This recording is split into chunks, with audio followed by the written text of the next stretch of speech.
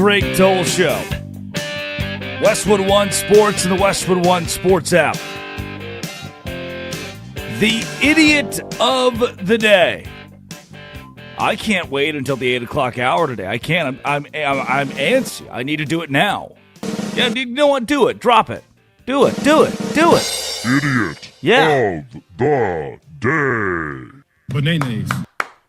Come on down, Cade Cunningham and the Detroit Pistons. What a disaster. Good morning. Happy Tuesday, everybody. Welcome into the Drake Toll Show. Tis I, Drake Toll, with you from the Savannah Bananas organization, Locked On Big 12. And am I stupid? Am I the problem? Am I the idiot? Yes. For thinking, okay, hey, don't bully me. Don't bully me. You know what I'll do. Don't bully me. We need that job, too. We really need that. The problem for thinking that the Detroit Pistons, as the 1 seed in the East, could, I don't know, beat the 8 seed? Oh, but Drake, do you remember that one time that the Heat were the 8 seed and they beat the Milwaukee Bucks? Yes. I remember. I'm old enough to remember the time. There comes a time when Giannis Antetokounmpo was banged up during, it was his back? I think it was his back, was missing critical games in a series, was out for the rest of a series, maybe the entire series. Wow, I've slept since then. Against the 8 seed and red-hot Miami Heat, who, I mean, you know how that's, like the Heat, Jimmy Butler turned into Michael Jordan.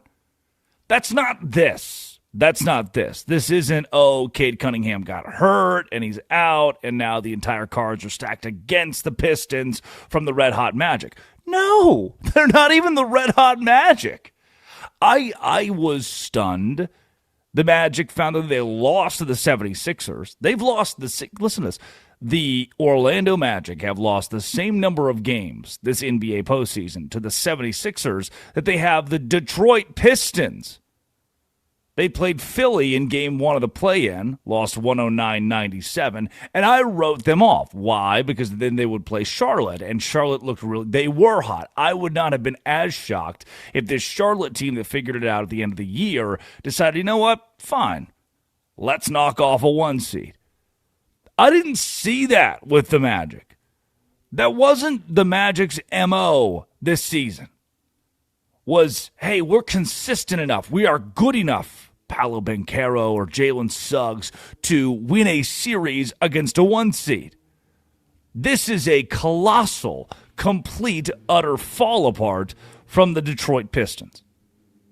At the hands of Paolo Banchero, Jalen Suggs, Franz Wagner, Desmond Bane.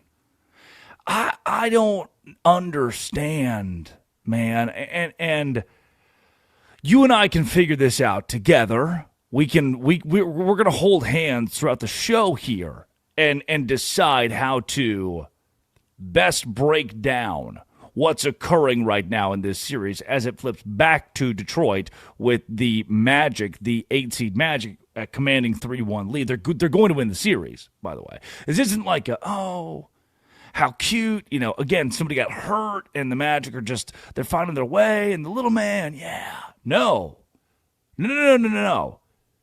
This is the Magic controlling the series. This is the Magic controlling the pace of play. This is the Magic, ready? You ready? Mucking it up. They want these games to be ugly. They don't want you to enjoy viewing these games. The Orlando Magic don't care about you. They don't need you to like what's happening. They just want to win. And have they ever? Watching this game last night, 27-26 is a more normal score at the end of the first quarter. And you know what? With both teams being in the 50s at halftime, I thought, all right, we're like closer to what an NBA game should look like. Everybody else is, I think Thunder were leading the Pistons 75-67 at the break.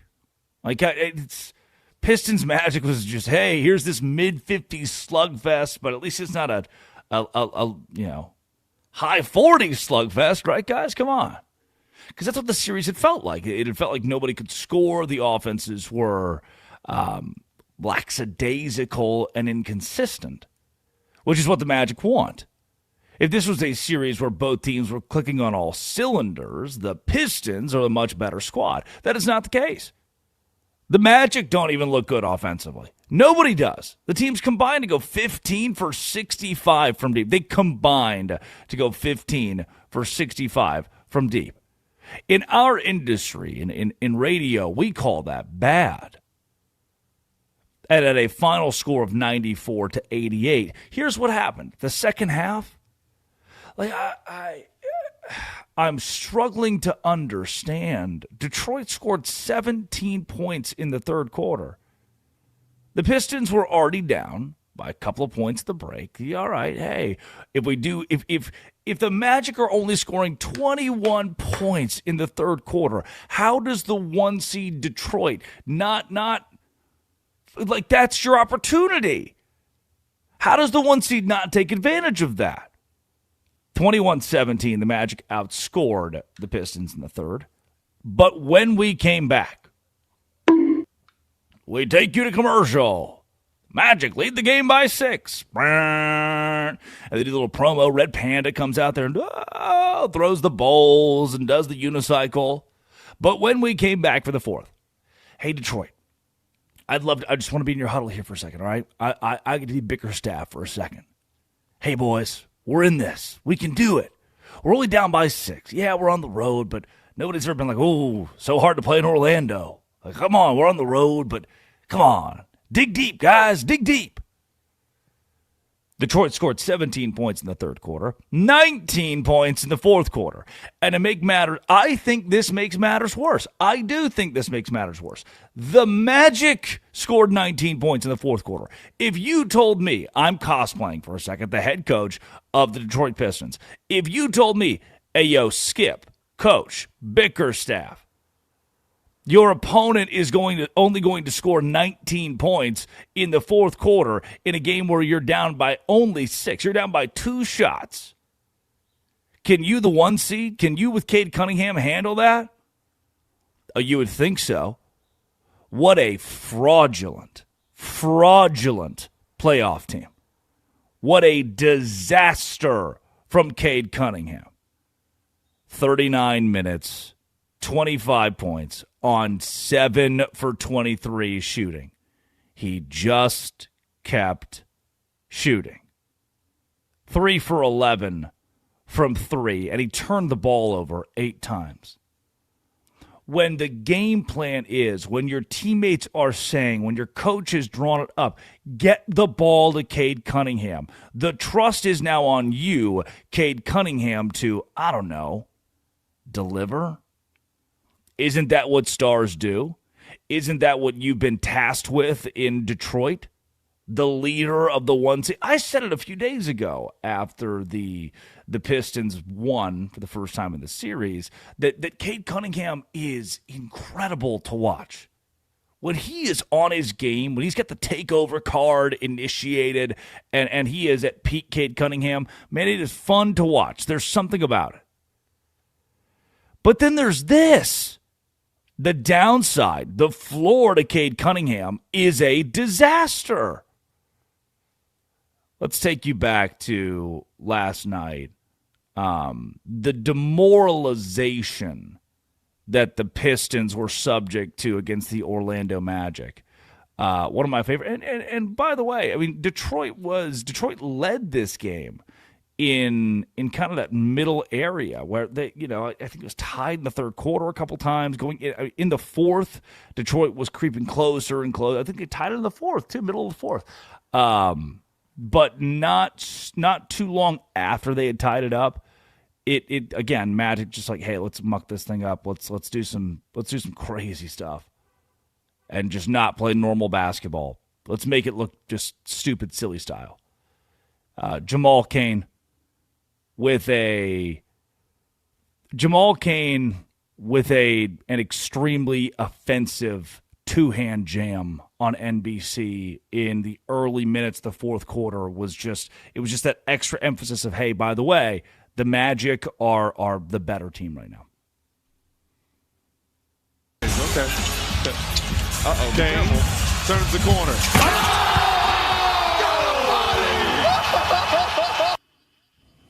Yeah, it was pretty good. 80-76 at that point. 8:40 to go. 80-76. The Magic are up. By the way, if you're doing your math, if you're doing your math here, that means the Pistons have outscored the Magic by 2 points in the fourth quarter. Whoa. Two-hand slam, momentum, Kane's getting it done. All right, great. Now what do we do? Well, we see this going. A Desmond Bane dagger 3, bank it in. Here's the audio as heard live on NBC. Bane fires the 3.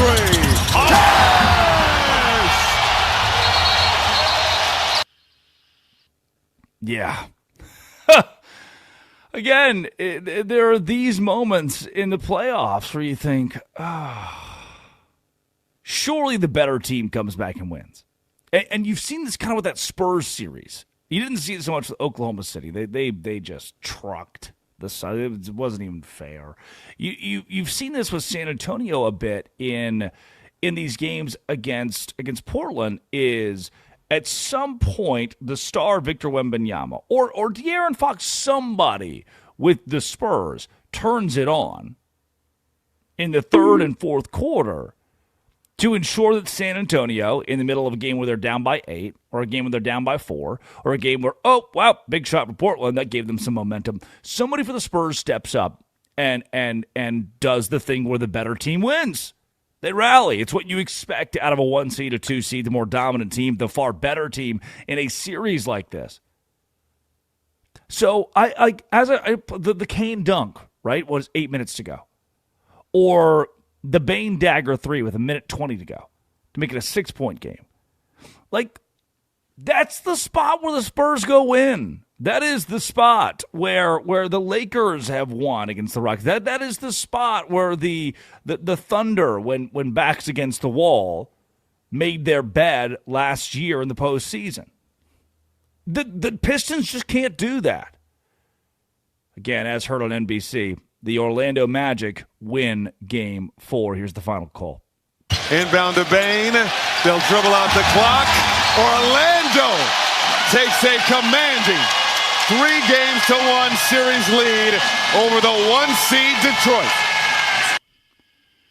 Orlando, 94-88. 19 points in the fourth quarter for the Magic. They win the game and take a 3-1 lead. They're going to win the series. They're going to win the series. The Pistons, the 1 seed Pistons, I think, but it's not that uncommon.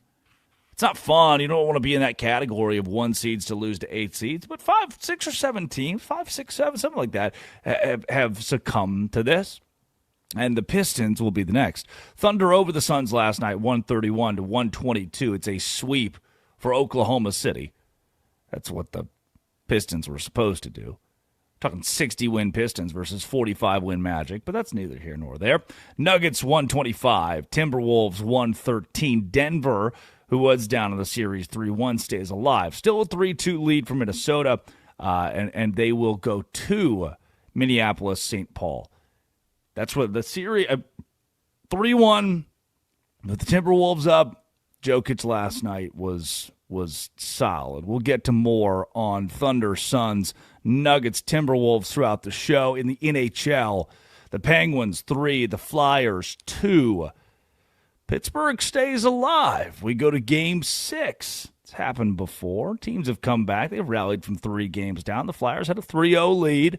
And, of course, as this series, as you get a game in Philly, Flyers will be favored.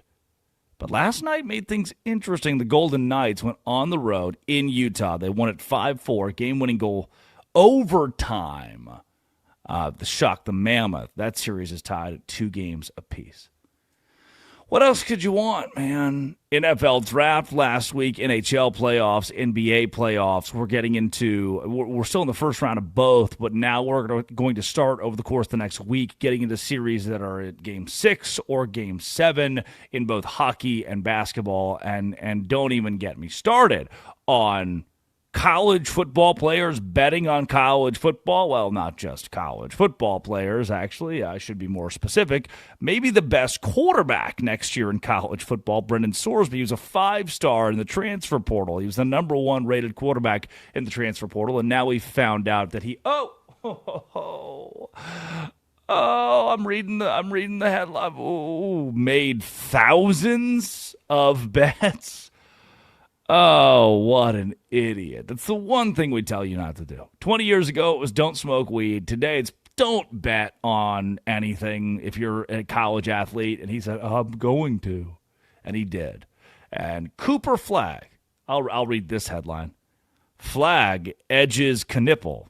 Oh, yeah. In tight Rookie of Year vote. Oh, yeah. It was... Who was the better player this year? Let's ask ourselves that. Con Knipple. Who should have won Rookie of the Year this year? Con Knipple. Whose stats, whose ability to actually play in the games more consistently? We bet Con Knipple. Who won Rookie of the Year? Cooper Flagg. Yeah. Flagg edged Knipple by 26 points in the voting of a panel of 100 media members. And I don't... we just let Cooper Flagg, 5 great games to end the season, sneak right in there and grab that Rookie of the Year. Why not, huh?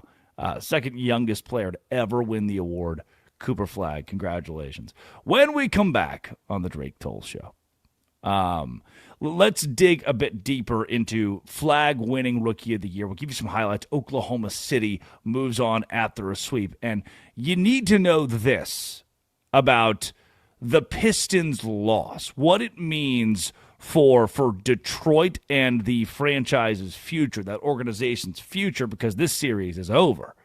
This is Westwood One Sports and the Westwood One Sports app. This is the Drake Toll Show.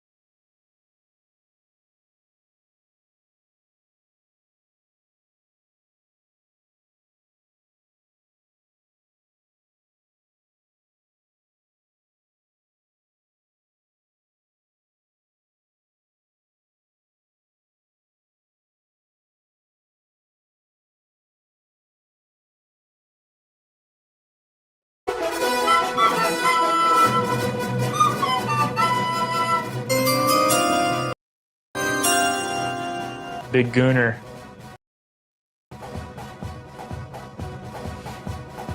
Yeah! It is the Drake Toll Show.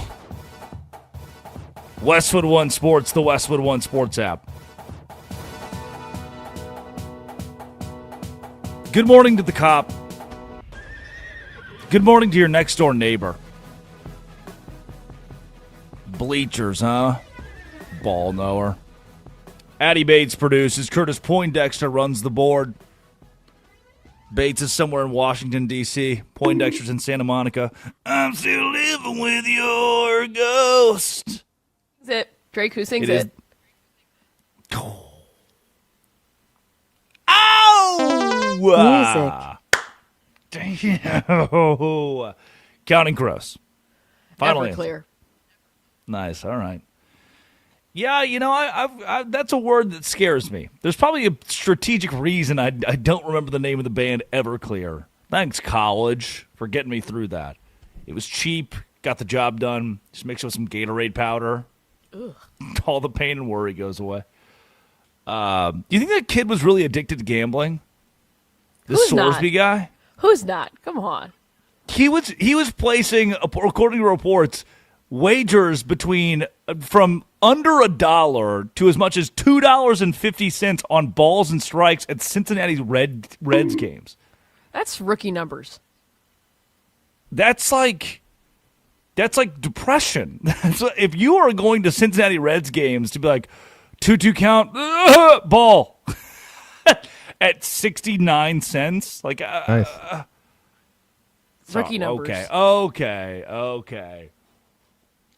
I also love that He should listen to You Better You Bet. Get better betting tips. Bet MGM tonight even. Chris Mack all week.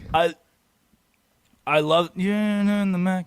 I do love that as it pertains to this betting scandal, the NCAA has made it clear if you bet more than $800 on pro sports that you're subject to a third of your college football season being taken away.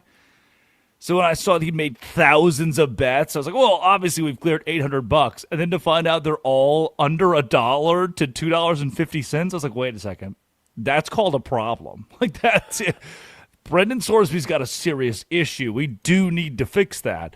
And we'll talk about that over the course of the week. Like, one of college football's top quarterbacks and the number one transfer portal quarterback probably will not play college football next year because he lay off the betting. 20 years ago, it was weed that would kick you out of everything for the rest of your life. Today, it's betting. And he did that. It is the Drake Toll Show. Westwood One Sports, the Westwood One Sports app. Good morning, everyone. And last night in Oklahoma, I mean, this is not shocking. In Oklahoma City versus Phoenix, this game in Phoenix, the Thunder won the series. They sweep it 4-0. Here's how it sounded on NBC as OKC took care of business. Final shot done a little bit short, and that's going to do it. 131-122 here in Game 4, and the Thunder able to sweep over the Suns. Yeah, just kind of gross. The Thunder were up in the first half, coasted in the second half. This game was Phoenix went up in the middle of the second quarter-ish and kept a lead for all of a couple minutes, and then just Oklahoma City was right back in it. And that was it. I think OKC led by double digits, got up by 15 in the third. It was one of those kind of turn the TV off from there style games. Again, the better team, when you go down by 4, 5, 6 points, typically just rallies to win. It's kind of how the NBA postseason goes in round one. It's like, oh, hey, you're the top, you're the big dog, you're supposed to win, and while Detroit cannot do that to save its organization's life, Oklahoma City did 4-0. That series is over. Denver Nuggets, it was a must-win game to send us to a Game 6. They very well in Game 5 could have dropped this, lost 4-1. See you later, smell you later. Nuggets go home. Instead, 125-113. They blew out the T-Wolves in the second half. That third quarter was dominant by the Nuggets. Things got chippy, but Denver pulls it off on NBC. Over to Strother, and they'll celebrate in Denver. They've got life in the Mile High City. The Nuggets extend the season. They take Game 5, 125-113. I would be remiss if I did not tell you about my close and personal friend Julius Randle. 27 points, 9 rebounds, 6 assists. All of those led the T-Wolves. And I would be further remiss to not tell you about my close and personal friend Nikola Jokic, who had 27 points, 12 rebounds, 16 assists. Jokic 9 for 15 last night and dominant in a must-win game for the Denver Nuggets. Denver looked good. Especially in that third quarter. They outscored the T-Wolves 37-24 in the third quarter to pull home the win. Now, this game was in Denver. We will go back to Minnesota. Can the Nuggets shoot 57% in Minnesota? Sure. But that's not the way this series has gone so far. It's not the reason the T-Wolves are still up 3-2. And they had a 3-1 lead. So you got a couple mulligans in there. This is what you've used a mulligan. And now the T-Wolves, ripe time going back home to win a game. Now, the big problem with that is my other close and personal friend, Anthony Edwards, who will not return in this series and will miss multiple weeks. That's where the door comes back open for a team down at its luck like the Denver Nuggets to win the series. And that's why these mulligans mattered for the T-Wolves. But may I be clear, it all kind of points back to Detroit for me. Like every storyline out of the NBA today points back to Detroit for me. Because the Anthony Edwards injury, it gives you an excuse if you're the T-Wolves to lose this series. They have an excuse to blow a 3-1 lead. Hey, our best player is out, and we didn't expect that. That's an excuse. Same way that the Bucks losing to the Heat without Giannis and with Jimmy Butler playing like a man in sense, that's a great excuse. The Magic over the Pistons, Detroit doesn't have that kind of excuse. I can't find damn, man. Yeah, Detroit should be losing. Cards are stacked against them. No.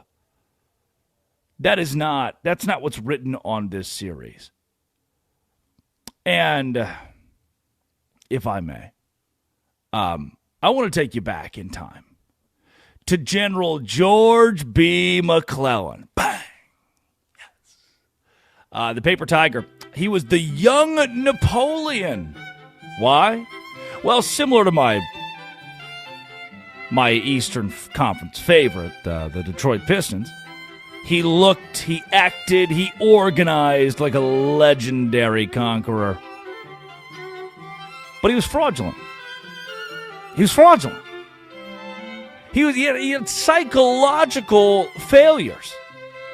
See, McClellan, the Civil War general for the Union, was so in love with the perfect army that he built, he couldn't bear to see it get scratched in a real fight.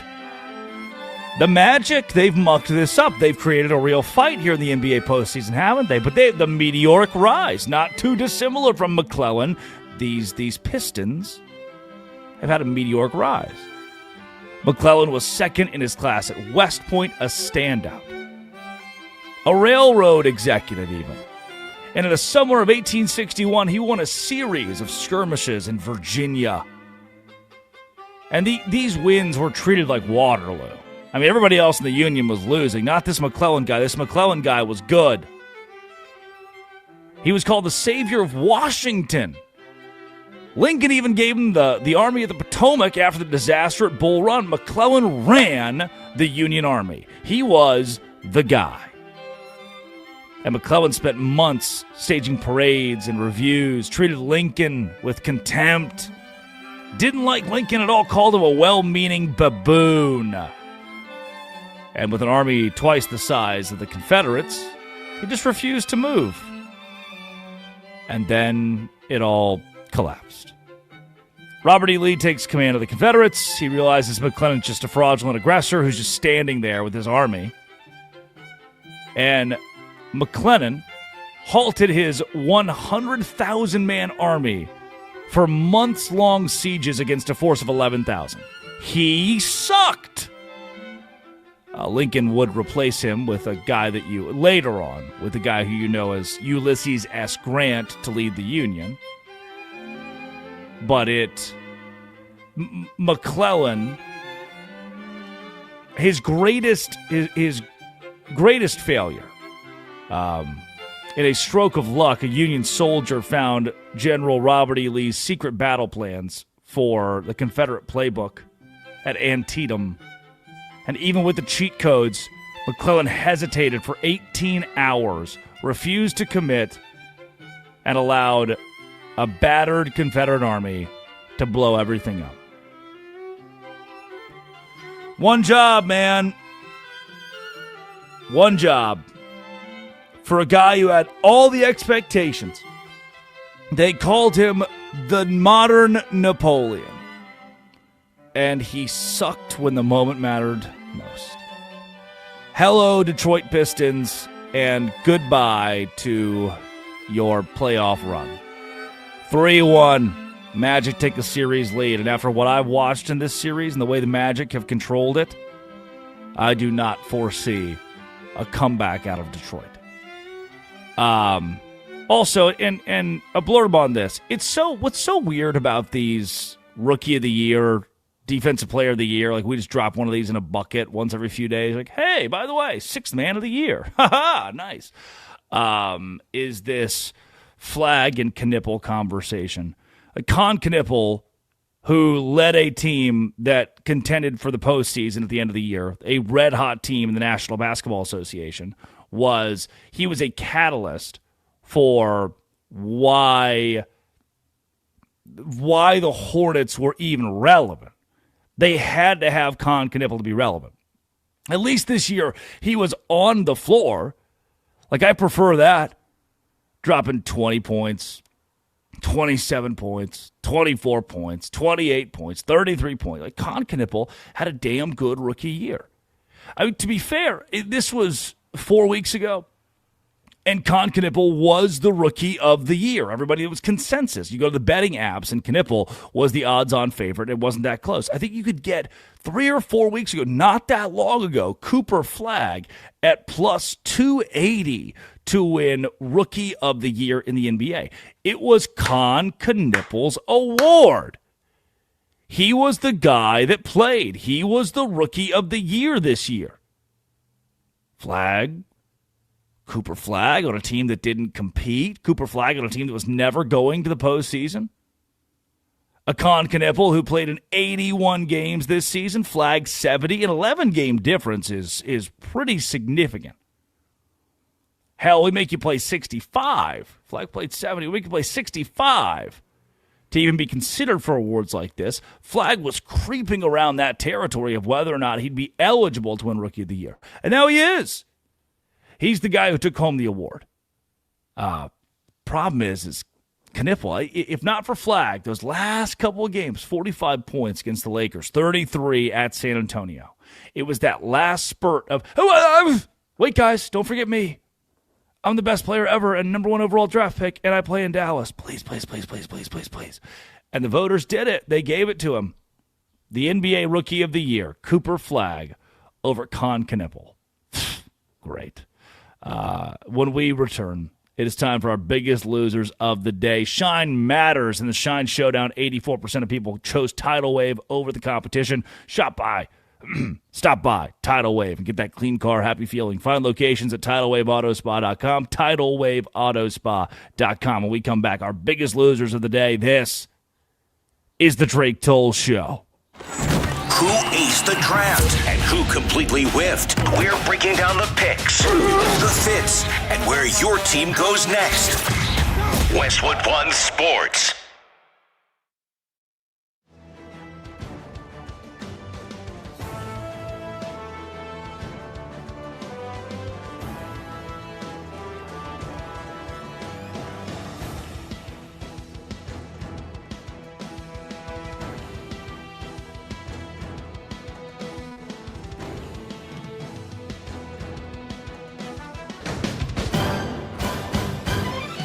At the tone, the broadcast will begin in 4 minutes, 30 seconds.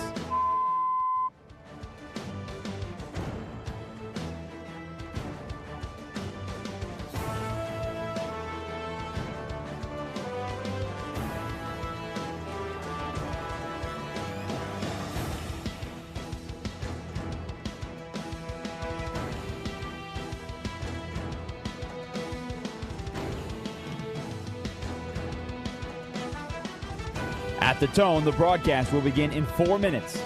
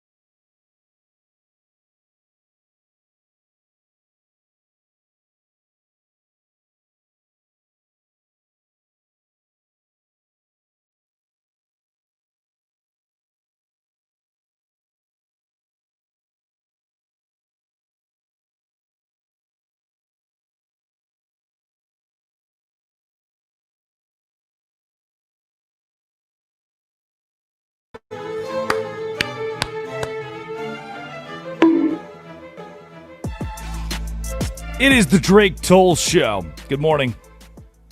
Happy to be here with a 53rd pick in the 2020 NFL Draft. The Kansas City Chiefs select Kingsley Sumatea, BYU. Let's go, Chief. It is the Drake Toll Show, Westwood One Sports, and the Westwood One Sports app. Darren Sharper. He's one of the hardest hidden safeties in the league. I do this for Madden. Addy Bates produces. Curtis Poindexter runs the board. Big gunner. I think I want to reemphasize.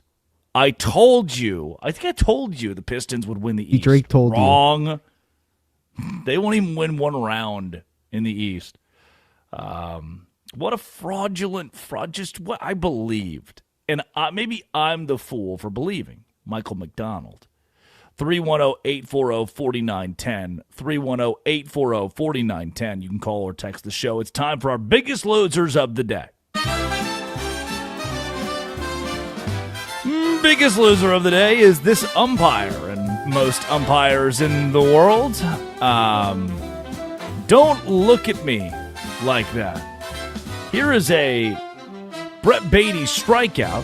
He gets called out. Bang, ring you up. Didn't ABS challenge it. He's walking back to the dugout. Umpire starts chirping him. Here's the audio from John Boy. That's strike 3 called. Beatty's called out on strikes for a second time. 4 strikeouts for Quintana. 1-0 Rockies.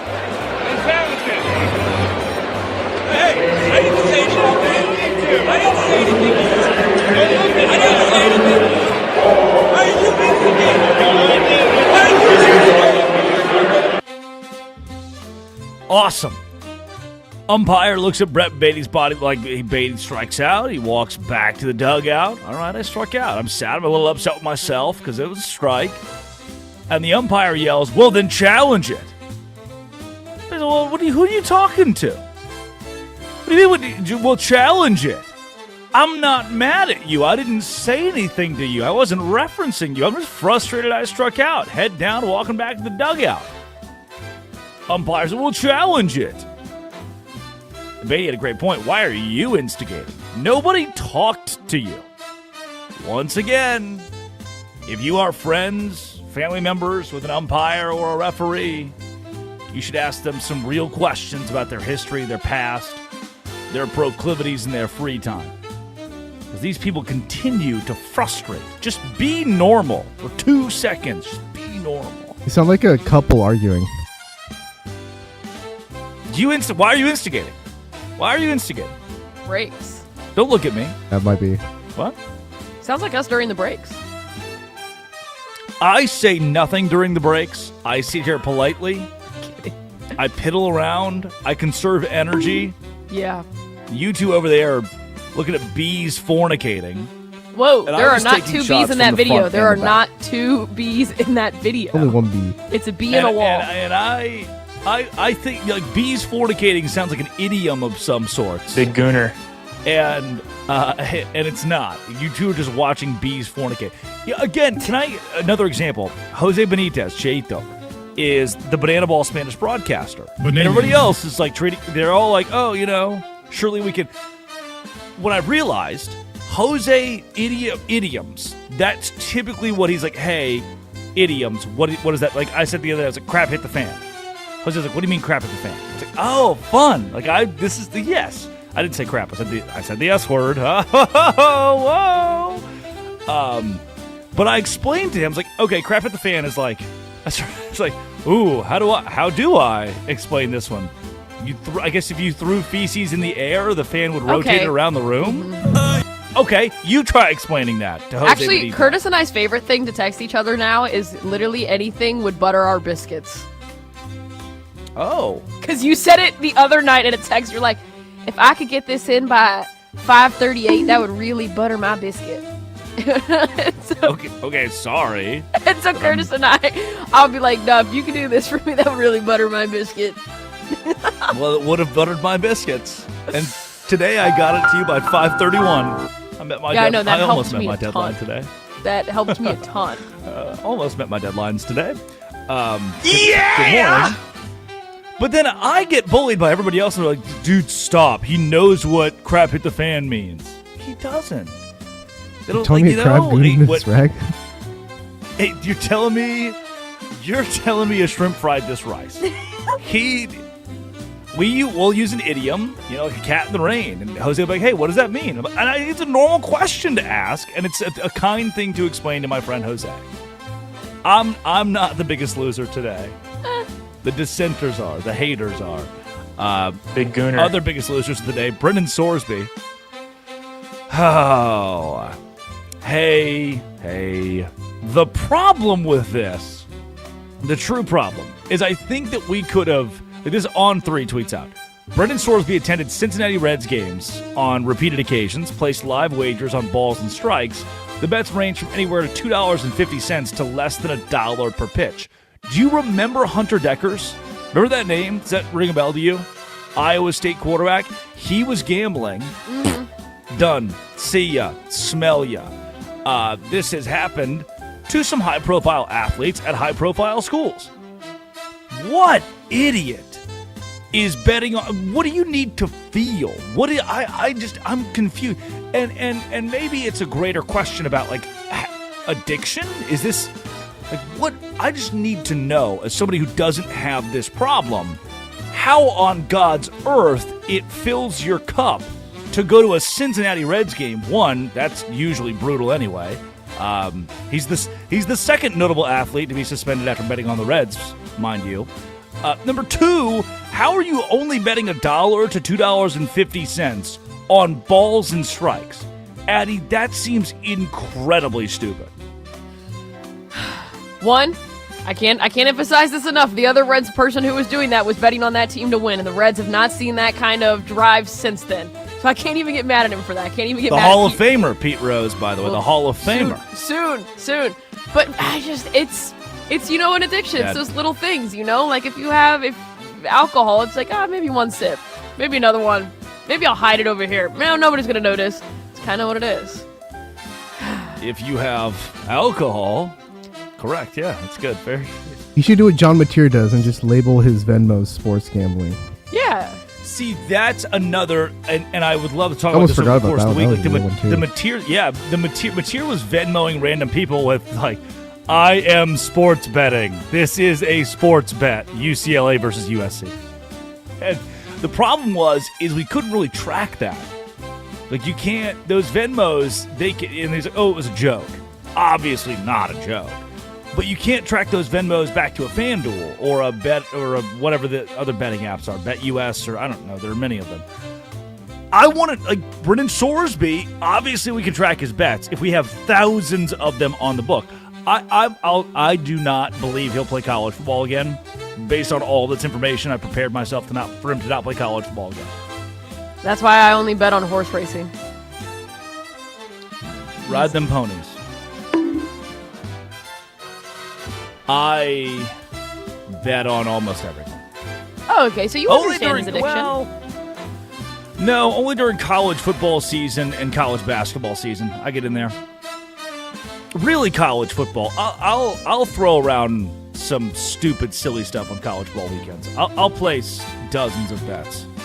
NFL too, because I watch that closely. Those are my. He's like NFL forecast. too, and then he's like, and then maybe a little NBA, and then a little NHL, and then sometimes the Korean Baseball League comes on, and I do love the KBO, and you can live bet that on Brendan Sorsby's. We have the same bookie, actually.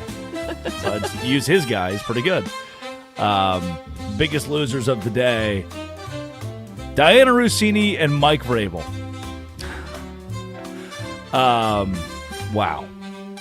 From David Cavucci, Diana Rossini made a Spotify playlist called Turning the Page that she shared with a user named Mike on December 19th, 2022, which happens to coincide with a 4-game Titans losing streak.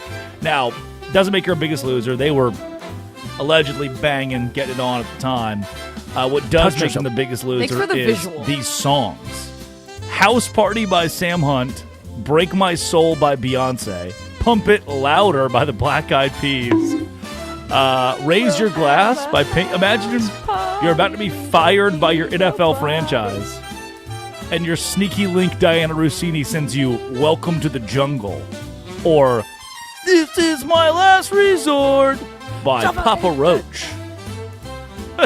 We keeping a book. I don't know what Diana Rossini was doing with this, but none of these. None of this is good. If someone sends me a playlist with House Party on it, I actually am gonna block them immediately. Yeah. House party, we don't need nobody. When we return, it's time for our obituaries. Addie Bates produces. Curtis Poindexter runs the board on Westwood One Sports and the Westwood One Sports app. An hour down already? Man, time flies and you and I are having fun together. This is the Drake Toll Show. This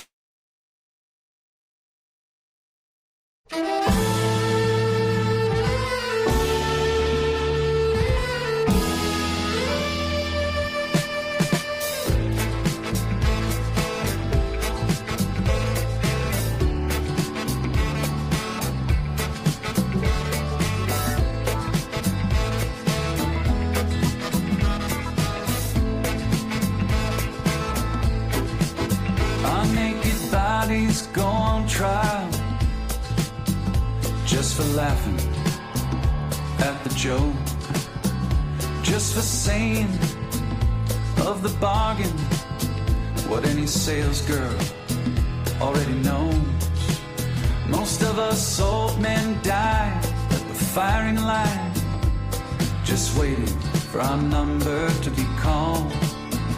I guess time just makes fools of us all. Now the king regales his stepson when he's loaded as a gun. Says a real man is like a country. You need a map to find your one. Now how do you suppose you must approach the throne with its back up against the wall? I guess time just makes fools of us all.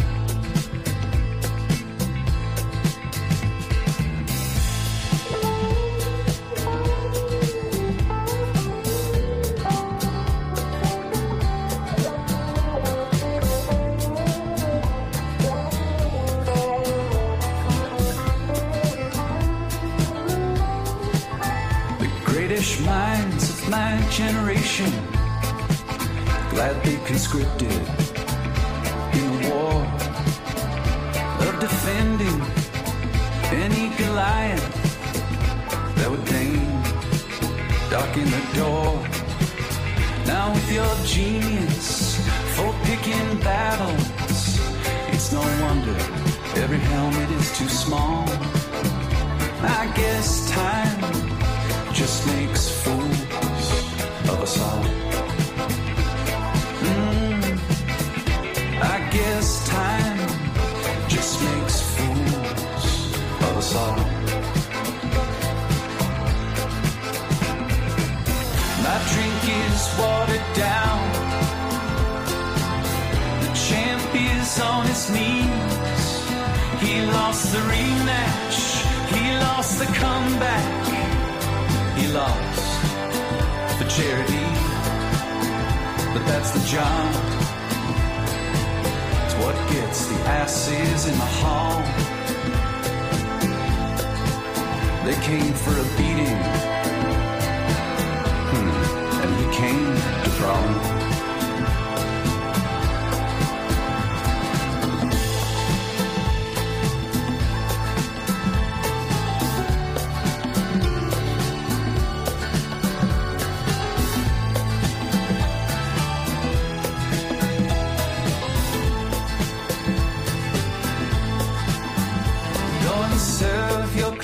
Notice that of all the young gods I have known, yours is easily the least famous to turn down the cover of a Rolling Stone. Lily white faces, so familiar, impossible to recall. I guess time just makes fools of us all. After millennia of good times, God said, hey now, let's have a dream where we raise the stakes a little. Come on, let's make things interesting. Parachute into the Anthropocene, an amnesiac, a himbo can doll. I guess time does make fools of us all.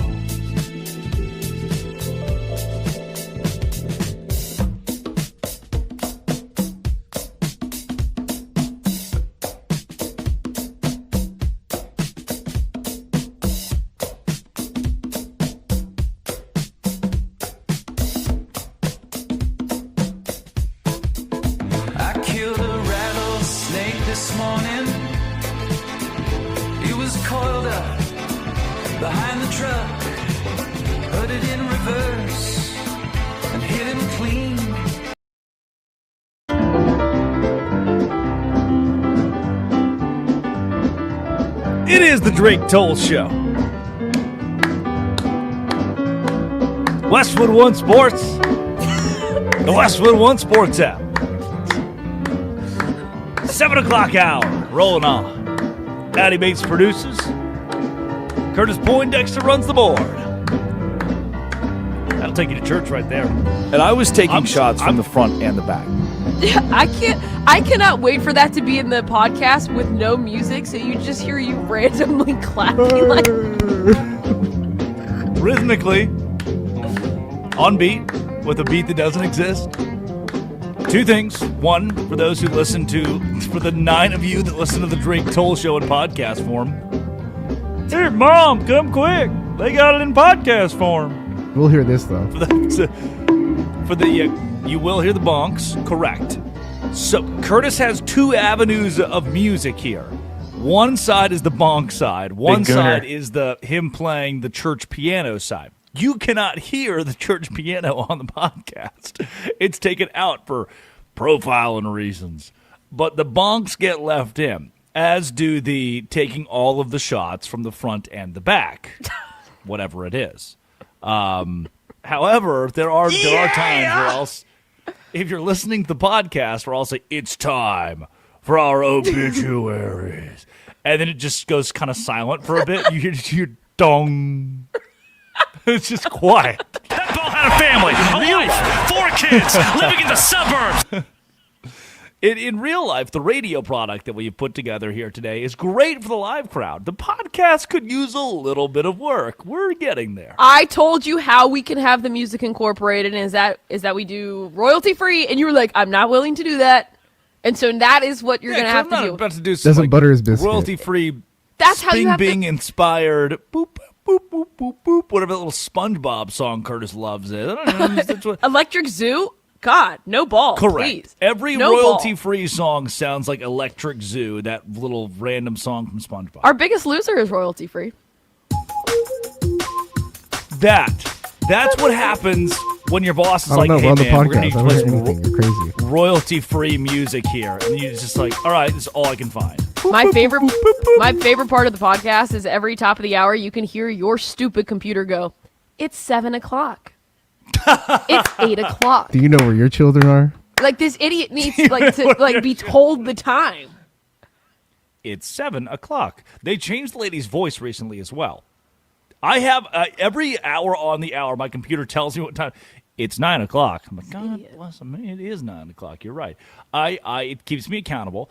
The other side of this, that little piano riff Curtis played there, I meant to text it to both of you.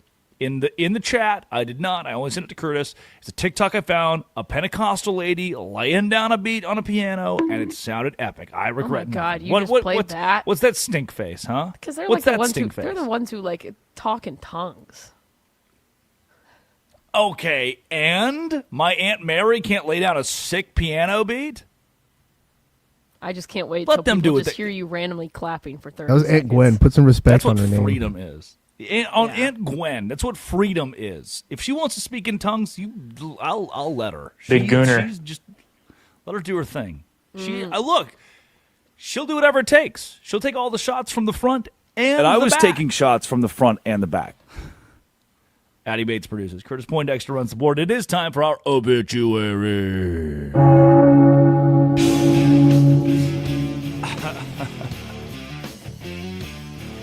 Dead today, the U.S. military having only the most adept military leadership. We've gone in a different direction as a military. This comes from Spencer Hakimian. Just in, Kid Rock addresses the Pentagon on the Strait of Hormuz. To which someone quote tweets it with, Kid Rock addresses the Pentagon on the Strait of Hormuz. Yeah. Whoops. Like, all right. This is... I don't even know. It's like when they invite Oz the Mentalist to OTAs. And you're like, wait a second. But it's as if they had Oz the Mentalist do no magic. Because, like, Kid Rock's a singer. Oz the Mentalist is a mentalist, whatever that means. It's as if you invited Oz the Mentalist. Like, everybody give it up. Here's Oz. Woo, yeah. Now, he's not going to be doing any mentalist stuff today. He's going to be talking to us about the 3-3-5 and how to defeat the New England Patriots. Like, wait a second. What? Yep. Kid Rock addresses the Pentagon. This is... the mental. He's not going to sing for us. Just drinking going to help Isn't us that all with they the do? war. He's going to do the war for us. Bada bada bang bang dang Bang, dang. bang, dig a biggie, dig up the bump jump, the diggy. Dead today. I can't. I knew I'd have to get to this one at some point in the show. I'm so glad it's in here. Dead today. This man's brain tumor. Oh boy. In a wild story out of the NFL, a man in Kentucky laughed so hard at Young Hoku's failed field goal attempt. Remember the failed field goal where he kicks the ground and like stumbles forward, splits his foot in half? A Kentucky man laughed so hard at the failed field goal attempt, it triggered a seizure, sending him to the hospital, where doctors discovered a tennis ball-sized brain tumor. The tumor was removed, deemed not cancerous, and the man survived. What? It's going to happen to every listener so of this show hard. because they be laughing so hard all the time. Because they be laughing. That's correct. They're going to all discover they have brain tumors? Is that what you're saying? The listeners of our show are going to discover their brain tumors through Not us? a tumor. Dead today, our obituaries. Texas Tech football. Dead today, Texas Tech football. Jesus. Yeah. I don't know, man. Like, I tried to tell you. That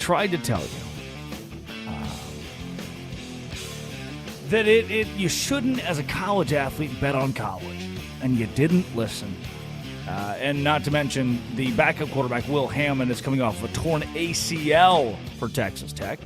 So your quarterback was betting on sports. Bad. Your backup had a torn ACL where he missed the back half of last year. Bad. Nice job, Texas Tech football. And our final obituary date, a privately funded ballroom.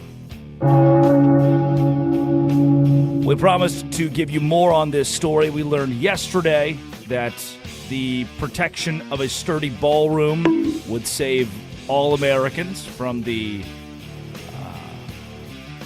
from fear. Big gooner. And it does, I audio yesterday from Lindsey Graham, it does appear that we the people may have to pay for the ballroom. We're going to introduce legislation that would authorize $400 million to be spent to secure to build the presidential ballroom, Underneath, there will be a lot of military stuff. There will be a Secret Service annex. And we paid for it by offsetting it with custom fees. But the estimate is $332 million. We're going to do $400 million because I think it's probably going to take more.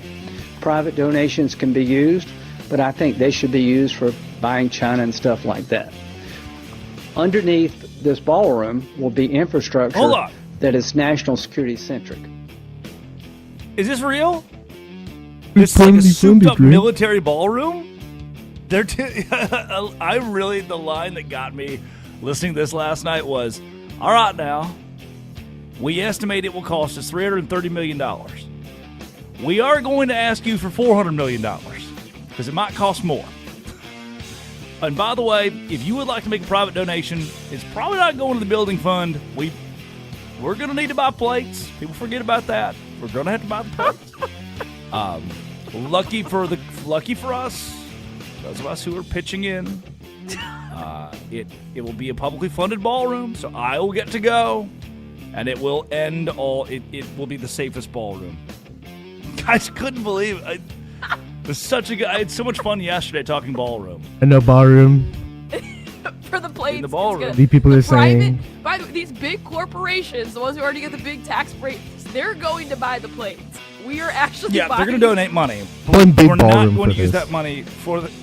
We estimate it'll cost $330. We are going to ask for $400. Round it up, yeah. Very clear around the room here.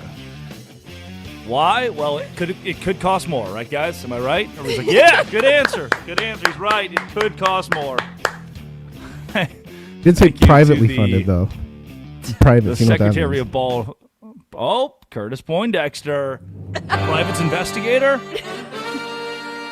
Blip. It seems as though there are people trying to do nefarious things to the White House. Oh, no, Nitro. However, will we stop this? Wait a second. I think Curtis is signing us something. Wait a second. Did he just sign the word ballroom? Curtis, you figured it out. The private's investigator.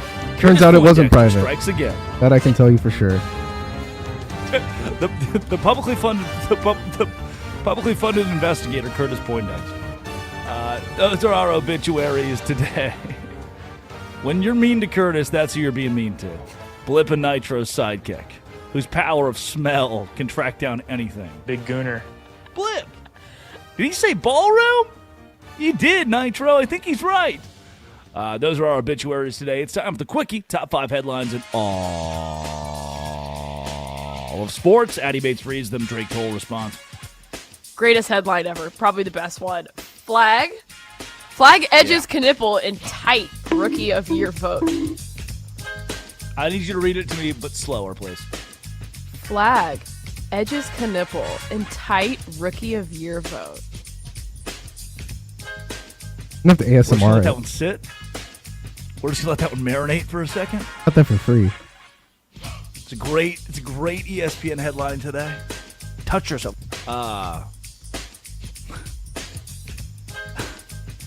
Diana Rossini edges Mike Vrabel for first in the pair to quit their job. In tight race to quit their job. Knipple should have won Rookie of the Year. And anyone who watched the NBA, anybody who watched all 82, All Access, NBA TV, FanDuel TV, Net Plus, you know that I'm right. Knipple should have won Rookie of the Year. Sorry, Dallas. I'm a Dallas sports guy, but it was not Flagg's award to win. Just a minute. Here's your second headline. Not as fun. Push to brink. 60-win Pistons vow to be better. That's good. My great aunt had dementia, Alzheimer's or dementia, one or the other, and she vowed to be better as well. And then the next day, she had forgotten that she vowed to be better. I was like, oh, we were almost there. We almost had it. The Detroit Pistons, man. Hey, guys, come on. We're down 3-1 as the 1 seed versus the 8 seed. We're going to be better. Like, all right, yeah, man. I mean, sure. That's what an astute observation in this series for Detroit. to be, which I think I said at the top of the show, this is incredibly disappointing, frustrating. If you're a Detroit sports fan, you finally thought you could see happiness, and you were wrong. You won 60 games this season. The 45-win Orlando Magic, who had to fight through the play-in game, through a must-win game in the play-in, and you're getting shellacked by them. They're controlling these games. That is bad. That's a minute. Ty Simpson met secretly with McVay before draft. I wonder if he met secretly with Matt Stafford's wife, Kelly, before just as like an encouragement thing. Just if him and Kelly had gotten together and she gave him the lay of the land around here. I don't believe this. I am going to go with my gut and say this is fake. And the reason I'm of that mind is this feels like something that McVay or Simpson or the Rams would stage. Like, no, guys, he was excited on draft night. He did know they were drafting Ty Simpson. They were meeting before the draft. You would say this after the fact so that it looks like you were excited the whole time and everyone involved looks better. That's what this feels like. Like, oh, yeah, they met at the Combine where McVay sat him down and said, hey, I'm Sean McVay, good to meet you. Like, sure. I'm not buying that they were telling Ty Simpson we're going to draft you at 13. Yeah, he seemed way too shocked for that. I mean, I don't think he's that good of an actor. He was ticked. He was at the podium. He was mad. Like, Sean McVay was mad. So I'm not buying that he made this pick. And even the GM, McVay was like, well, it's his team. Uh-oh.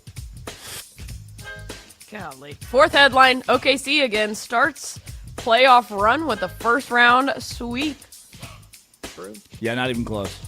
Not even close. Get the brooms. Bring them out. The Suns were never really, I mean, it's what a 1-seed versus 8-seed series should look like or usually does look like. Devin Booker did his best. His best wasn't good enough. And the Suns were up for a bit in the second quarter last night. I don't think they ever led in the second half. And Thunder went up by 15, and it was over. Just a silly series for Phoenix. They were not competitive. They lost every game by double digits outside of last night, which they never were really. Once the second half hit, they weren't in contention to win that game even. So I'm no remorse. Suns are gone. OKC looks as good as ever. Final headline: Knights blow 3-game lead, win in overtime to tie series. Yep. Could you read that again slowly, please? Knights blow 3-goal lead, win in overtime to tie series. Correct. Thank you. Yeah, Utah was going nuts. Those Mammoth people were going crazy. We're gonna get we're gonna break down some hockey here in a second, but those Mammoth fans are going crazy when they had rallied back from down, just to take a 4-3 lead after being down 3-0. Like we're middle of third period, maybe an early third period, when the Mammoth took their 4-3 lead, and then Vegas pops right back. It's 4-4. We go to OT, and brutal loss for Mammoth fans who expected to go up 3-1 after they'd rallied back from down 3-0 to take a 4-3 lead, and then it just fell through their fingertips. That is the Quickie top 5 headlines in all of sports. When we come back, the Pittsburgh Penguins, can they pull off the miracle? Drake Toll with you, Westwood One Sports and the Westwood One Sports app, 310-840-4910, 310-840-4910. Let's take you to the ice last night. This is the Drake Toll Show. The Cardinals draft.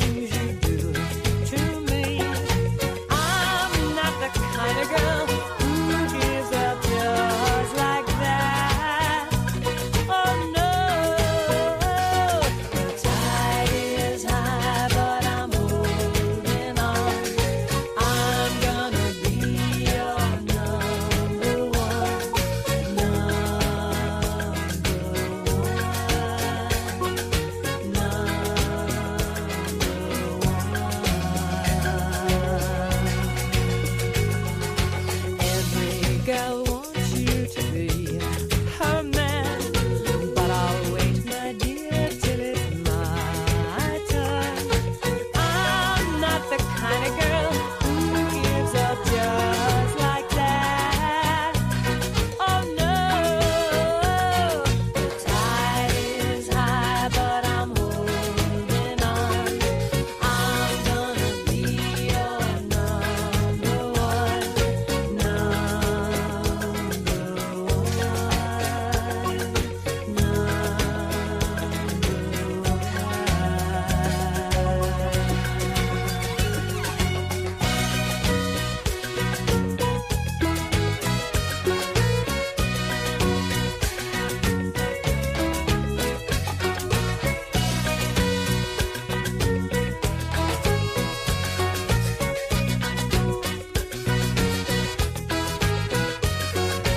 every girl wants you to be her man, but I'll wait, my dear, till it's my turn.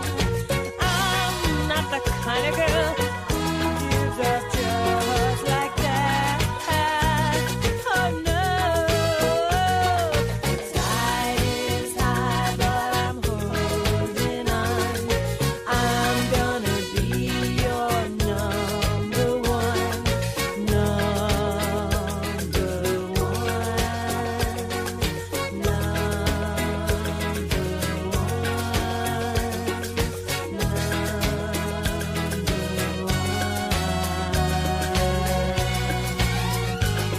The tide is high, but I'm holding on. I'm gonna be your number one. The tide is high, but I'm holding on. I'm gonna be your number one. The tide is high, I'm holding on. I'm gonna be your number one. The tide is high, I'm holding on. I'm gonna be your number one, your number one.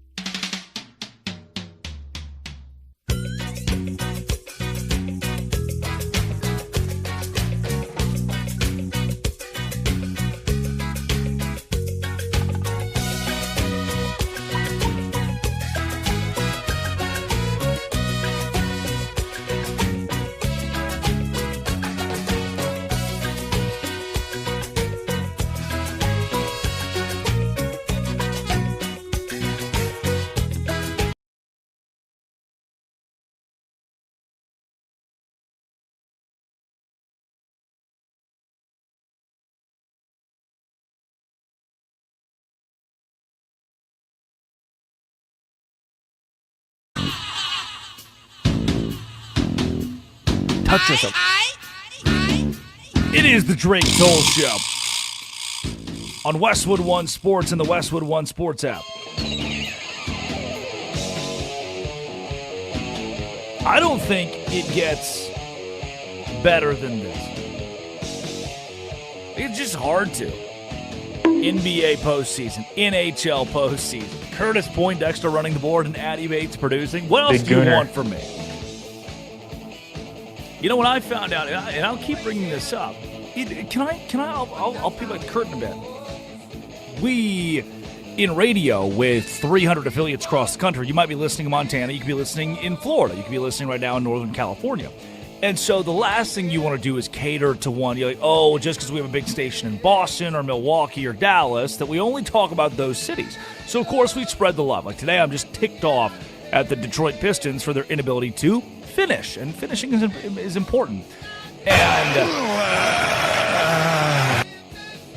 I'm going to break that rule a bit here.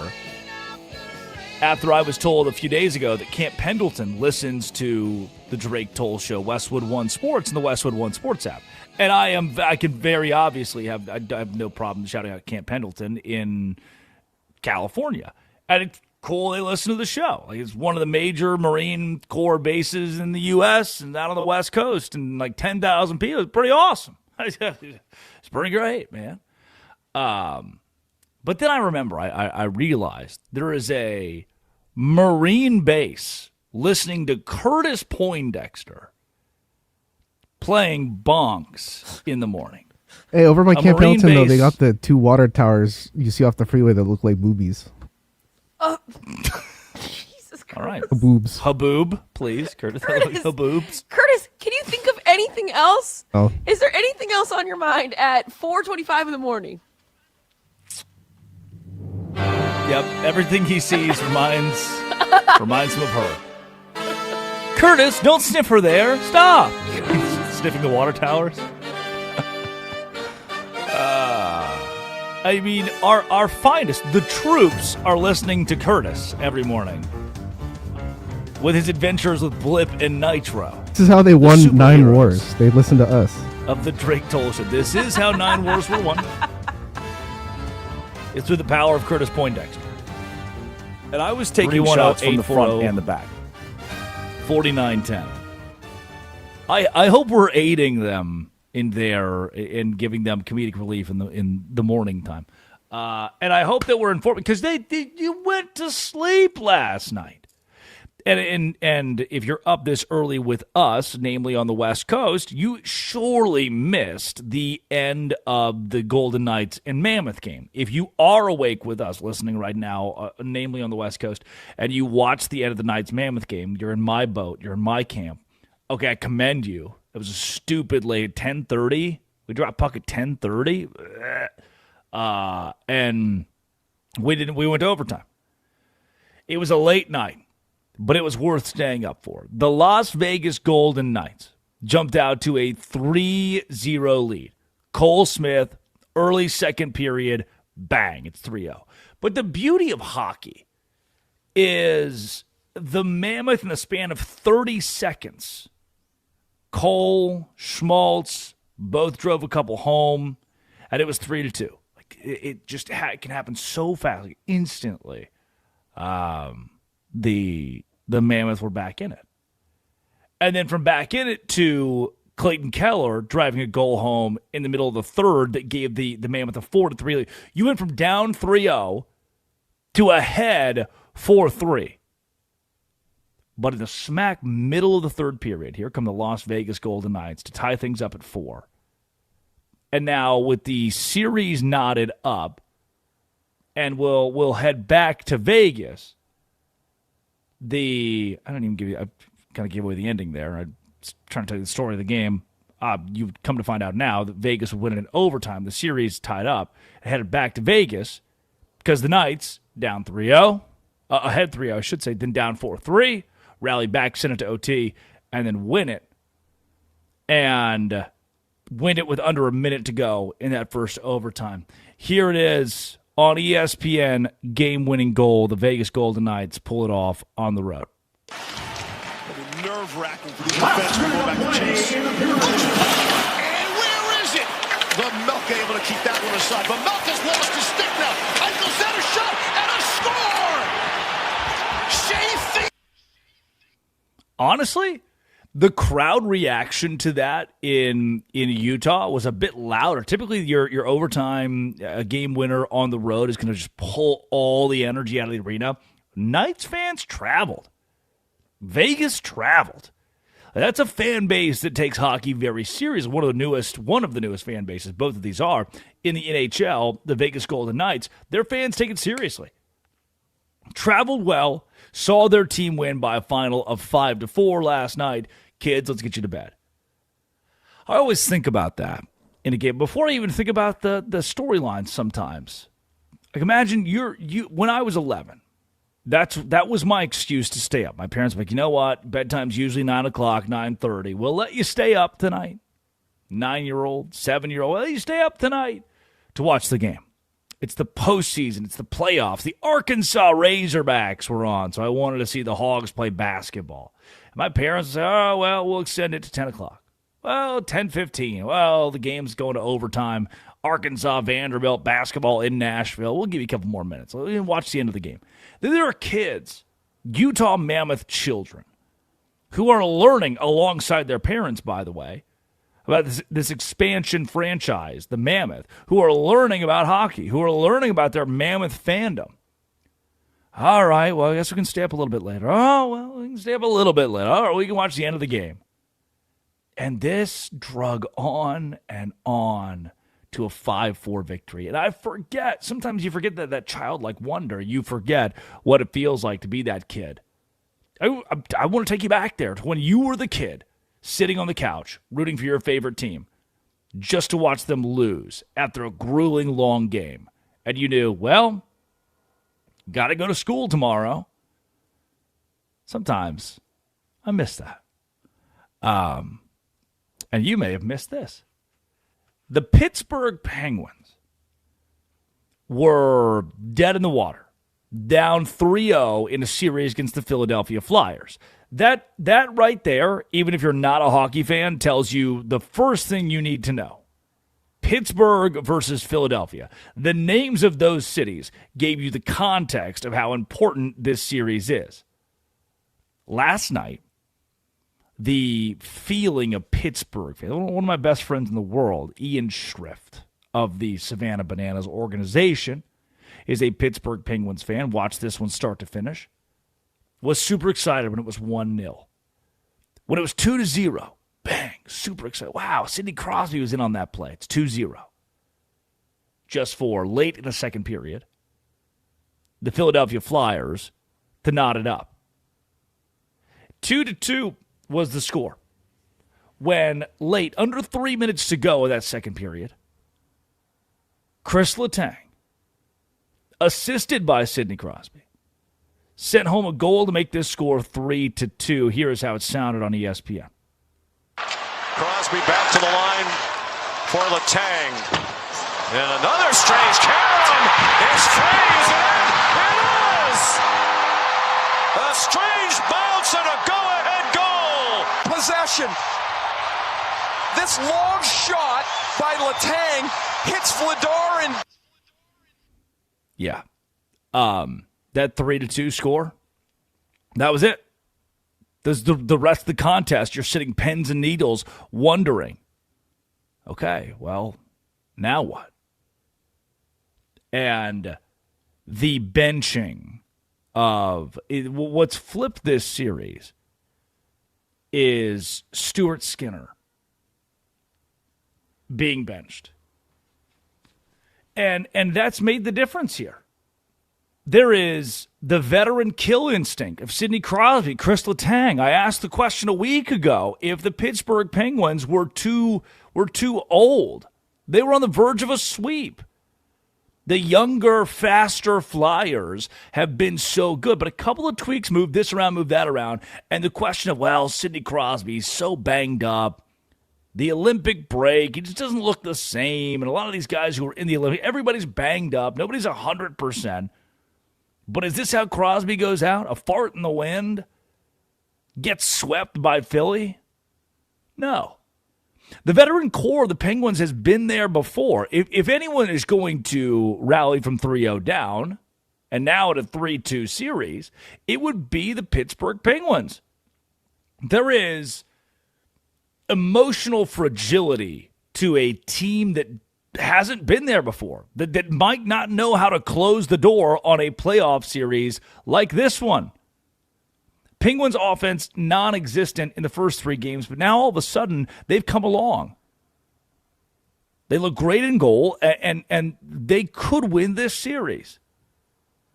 Dan Muse noted that the Penguins were mucked up. He even's using that term now. It's catching on. Slow during the first 3 games. Games 4 and 5, Pittsburgh had that identity. Pace, utilizing speed, neutral zone. When the Penguins play fast. They force the Flyers into turnovers, defensive lapses, high danger chances.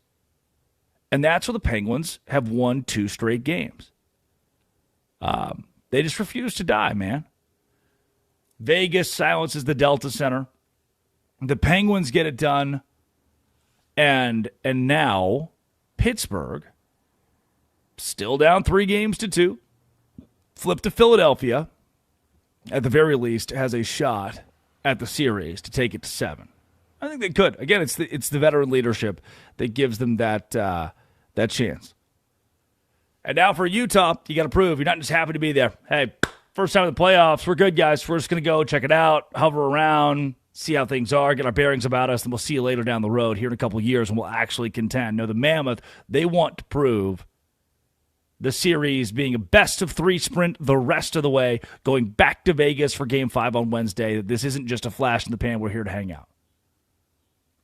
And I do need you to know that all of these storylines from last night in hockey, all of the storylines in hockey are moot if you do not talk the Colorado Avalanche still. That is still the story of the postseason so far. Their dominance against the Kings, even in close games, they sweep the series, and the Avalanche are the best team in hockey right now. They'll play the winner of the Wild and Stars.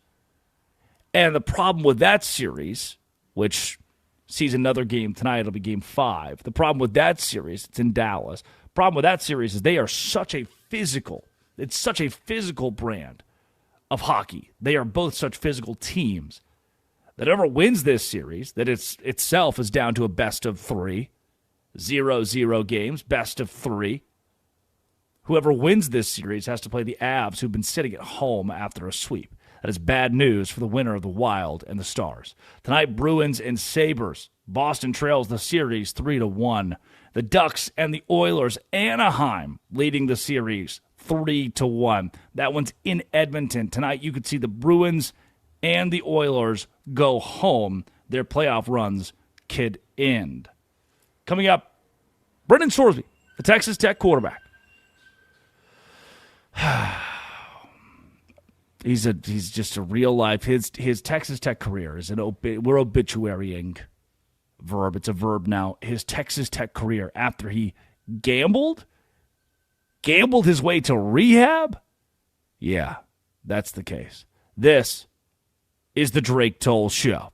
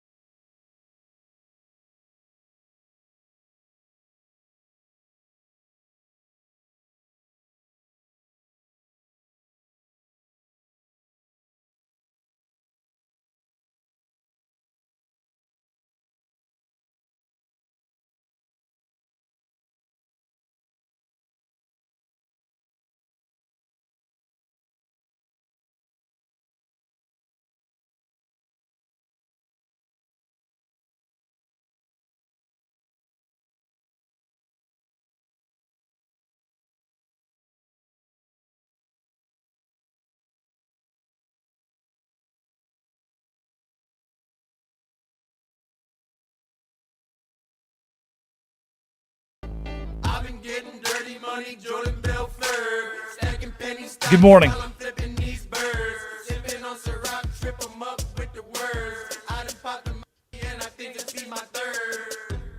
And happy Tuesday.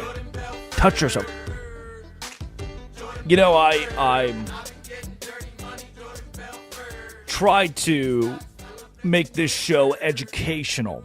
But I have to be honest with you that I am at 25 years old. I'm still learning a lot about the world. This is an opportunity for, I love sports and watch it to the max. I work for the Savannah Bananas organization. Have signed the Green Monster at Fenway Park. The way that goes, by the way, is, if you're standing in the visitors clubhouse and like Johnny Gomes, Papelbon's in there, Bill Lee's just telling stories to people. And this guy walks in, he looks at me and one of the assistant coaches, and he says, "Hey, you guys come with me. You ready for this?" And he had these two, they weren't the normal size Sharpies. They were the big ones, kind of have that metallic gleam to them. And he hands the pen. He's like, "Man, if you ever call a game in this ballpark at Fenway Park, then you've earned the right, as somebody who works in this venue, to sign the Green Monster." And I signed. I didn't know until afterwards that where I signed it, I had taken a video of me writing my name in there.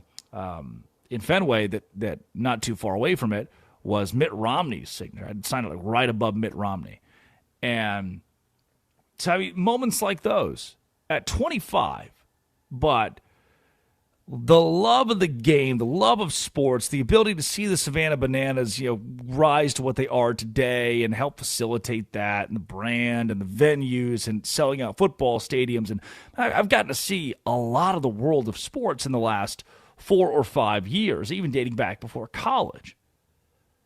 And I don't claim to know everything. I don't claim to know half of it, but you and I can gather every morning and learn something from each other that you can take to the water cooler and give to your friends.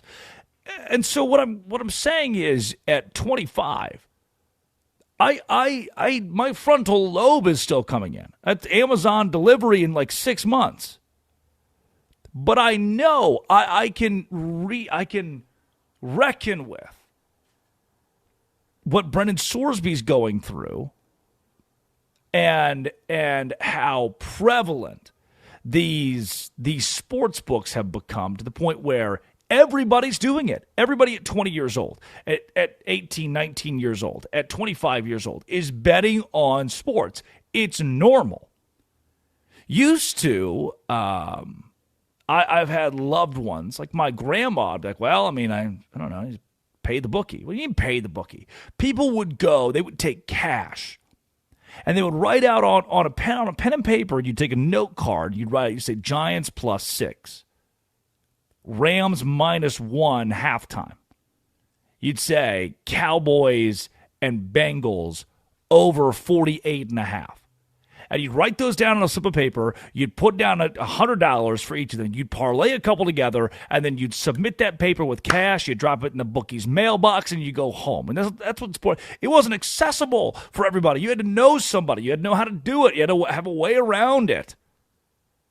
And now it seems like every state, everywhere, you're not normal if you are not sports betting.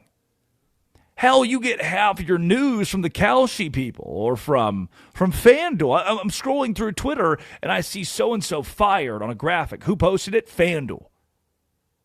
And now what's happening is college athletes are saying, well, damn, everybody else in the country is doing it. Every other 25-year-old's doing it. Every other 21-year-old's doing it. I should be able to do it, right?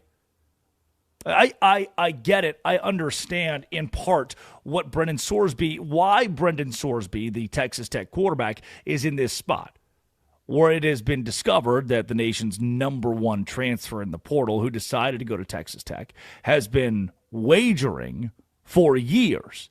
And allegedly, when he was at Indiana, this is where they get you, he was betting on Indiana to win. He was betting on his own team. You cannot do that. And so I on the one end, understand how we got here with Brendan Sorsby. I understand what's happening and the way it can become an addiction and how everybody's doing it. And, man, it's probably fun as hell to go to a Cincinnati Reds game and sit there when they're playing the Kansas City Royals and you and your buddies laugh and laugh as you bet on every pitch. Hey, 0-0 count. What's the first pitch? Strike. Nope, I bet ball. And then you bet $1 and they bet $1 and you see who wins. And you sit there all game long. And I bet it's a fun game. And you know what? I don't think Brendan Sorsby doing that is a problem. I don't think Brendan Sorsby going to a Reds game and betting on individual pitches is a problem. And you know what? You know what's even crazier? The NCAA would agree with me. There are tiers to this. There are layers to this. The NCAA will, as a college athlete, let you bet some odd $800 or so on pro sports without penalty. Once you exceed that, you are subject to 30% of your season being taken away. So don't.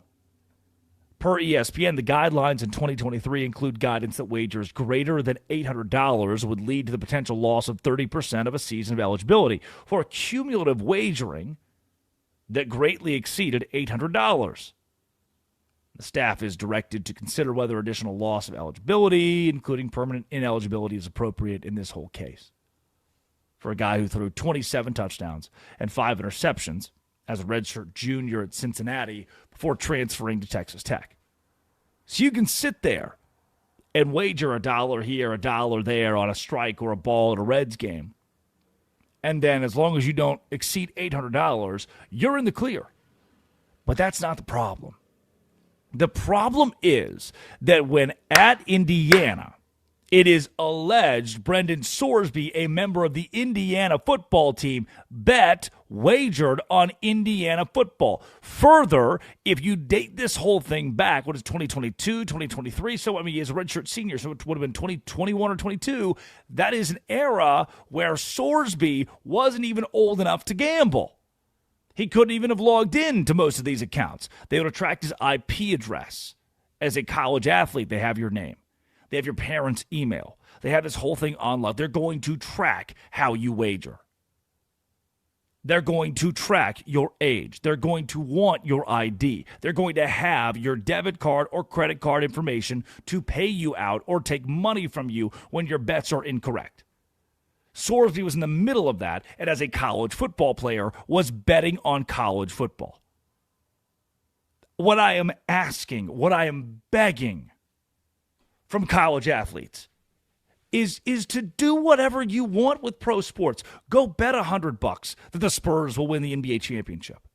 That does zero to whether or not Brendan Sorsby competes well or plays well next year. But the rules are lined out. Pete Rose helped teach you. Well, he was betting on himself. He was betting on his team. We have already told you you can't do that. And the day will never come where you can.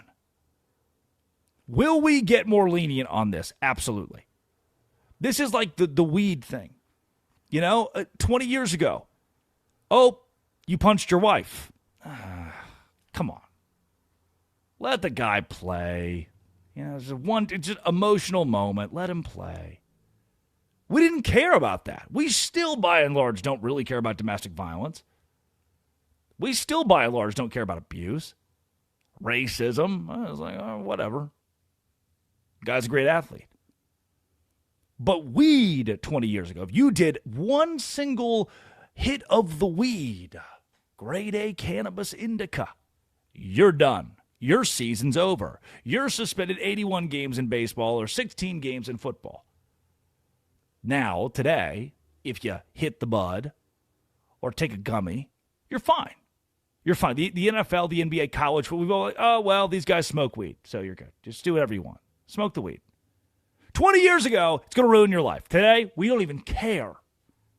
That's what wagering will be 20 years from now. Because what factor does it have if Brendan Sorsby puts $500 of his $5 million NIL contract on Cade Cunningham to win NBA MVP? What does that do to hamper him from playing?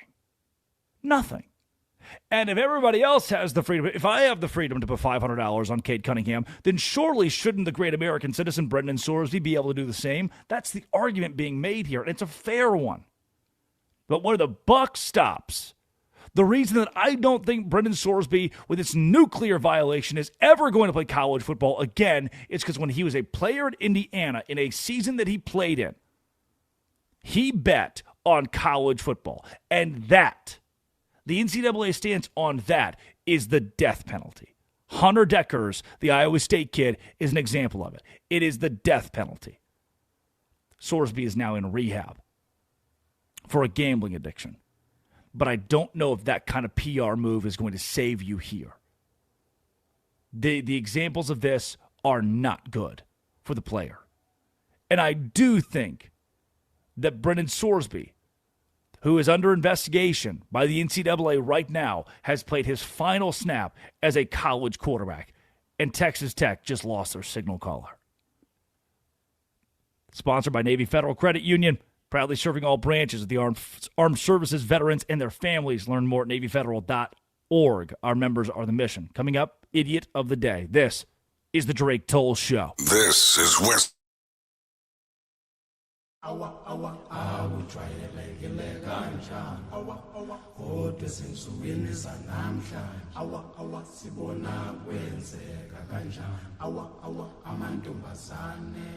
She's a rich girl, she don't try to hide it. Diamonds on the soles of her shoes. He's a poor boy, empty as a pocket. Empty as a pocket with nothing to lose. Sing ta-na-na, ta-na-na-na. She got diamonds on the soles of her shoes. Ta-na-na, ta-na-na-na. She got diamonds on the soles of her shoes. Diamonds on the soles of her shoes. Diamonds on the soles of her shoes. Diamonds on the soles of her shoes. Diamonds on the soles of her shoes.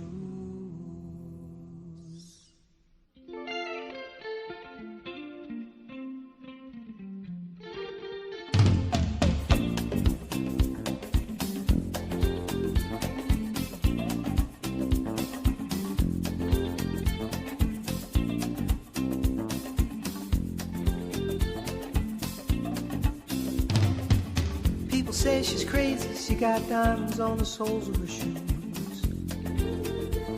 Well, that's one way to lose these walking blues. Diamonds on the soles of your shoes. She was physically forgotten, but then she slipped into my pocket with my car keys. She said, you've taken me for granted because I please you. Wearing these diamonds.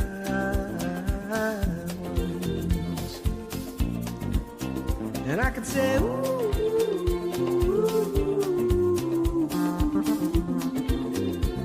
as if everybody knows what I'm talking about.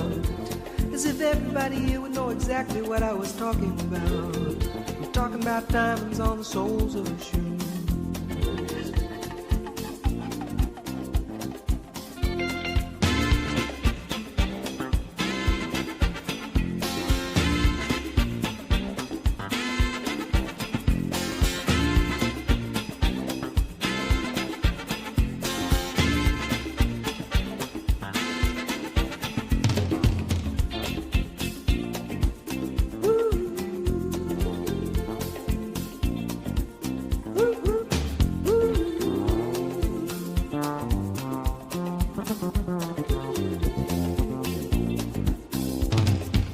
She makes the sign of a teaspoon, he makes the sign of a wave. The poor boy changes clothes and he puts on aftershave to compensate for his ordinary shoes. And she said, honey, take me dancing, but they ended up by sleeping in a doorway by the bodegas and the lights on over Broadway, wearing diamonds on the soles of their shoes. And I could say, ooh,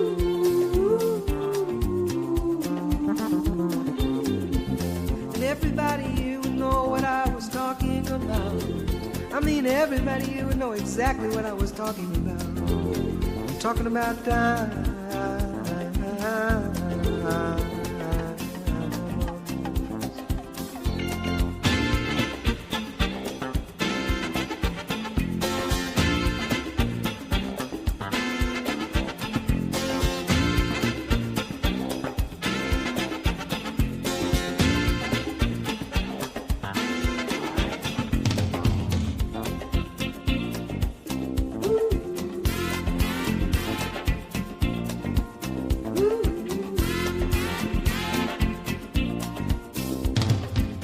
People say I'm crazy, I got diamonds on the soles of my shoes, yeah. Well, that's one way to lose these walking blues. Diamonds on the soles of my shoes. Ta-na-na-na, ta-na-na-na, ta-na-na-na, ta-na-na-na, ta-na-na-na.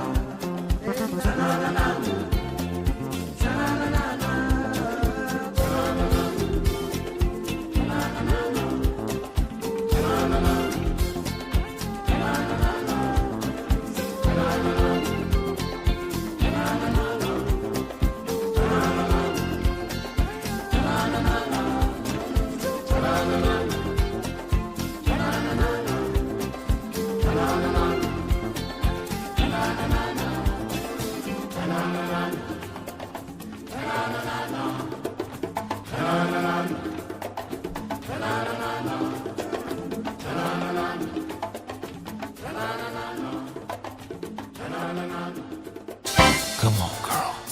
Yeah. It's me, Jackie Murray. Give me that look. Sixth place! Let's get sweaty. Let's get real. Flint Tropics, baby. I'm talking rainforest sweaty. I'm talking swamp sweaty. Drake Toll with you from the Savannah Bananas organization and Locked On Big 12. Addie Bates produces. Curtis Poindexter runs the board. Tuesday, April 28th, the year of our Lord 2026. 8 a.m. and 37 seconds on the East Coast. Coming to you live from New York City, somewhere in the middle of Queens. Addie Bates from Washington, D.C. Curtis Poindexter in Culver City, California. Good morning. Morning. What are you drinking? How are you? What are you drinking? What is that? This is a no free ads. Zero sugar plus L-carnitine plus taurine Monster Energy Ultra Fantasy Ruby Red. White Monster, huh? So basically, I am a 7th grader. Ultra Fantasy? Is that what it said? Ultra Fantasy? Touch yourself. Ultra Fantasy Ruby Red. Curtis, do the motorboat. Not for free. Not for free. Not for free. We are paying maybe. You said Ultra Fantasy, and all I can think of is Cooper Flagg, Edges Con Knipple, and tight Rookie of Year vote. That was a lot. I don't think I liked that. Or about Curtis comparing the water towers at Camp Pendleton to boobs. If you know ball, you know exactly what I'm referencing. Curtis, do the sound, please, for $300. Oh my gosh. None of us are giving you $300 to do that sound. Curtis, please. Curtis, if you don't do it, I'm going to open the window. I'm going to jump. There it is. You know, my boat's already leaking, by the way. I forgot to tell you, but the boat's leaking. It's fucking... Hi, the seal on your... Listen, these aren't even real words. Hi, the seal on your trim motor is leaking on your downstairs neighbor. We moved the boat down. Do you have a mechanic? Kindest regards, Savannah Boathouse. What is a trim motor and why is it leaking? I'm so glad. I'm the downstairs neighbor, too. I'm so glad that we bought something that we know nothing about, and it has all these issues. This is perfect. I love this. It's real trickle-down economics right there. I'm learning how to do a boat. It's almost like your mom and dad, Curtis and Addie, told you, hey, maybe don't get a boat right now. We were trying to... When boat go fast, I'm having a very good time. Yeah, but when boat break down, it costs you a lot of money. Yeah. Capsize, you have Titanic. when boat capsize, it doesn't work out very well for those involved. Did we ever put the Murdoch people in jail? Are they all in jail now? Yeah. What the? We were supposed to, right? Yeah. Yep. Because that dude had a boat. That's how the whole thing started, was he wrecked his boat, and his dad tried to kill the kid. I think Dad may have killed the kid. Oh, I thought you were also referencing, like, Captain, I think one of, like, the Lieutenant Murdoch. I think he was one of the ones on the Titanic. I was like, oh, Drake knows ball, and then, no, he's going back to murderers. Excuse me, April 15th, 1912. April 15th, 1912. Not to be confused with 2012. The Titanic did not sink in 2012. 2016 NFL draft. Titanic ball. Please welcome the 2016 NFL draft. Oh, man. It's time for our Idiot of the Day. Idiot of the Day. Idiot number 1, Curtis Poindexter, because he will not do the noise. He showed off on Monday. We started yesterday's show. Before the show, he said, hey, guys, I'm trying out this new noise. And now he won't even play. We're practicing all weekend, yeah. Curtis, do the motorboat sound. For free. Curtis! Not for free. Our first Idiot of the Day.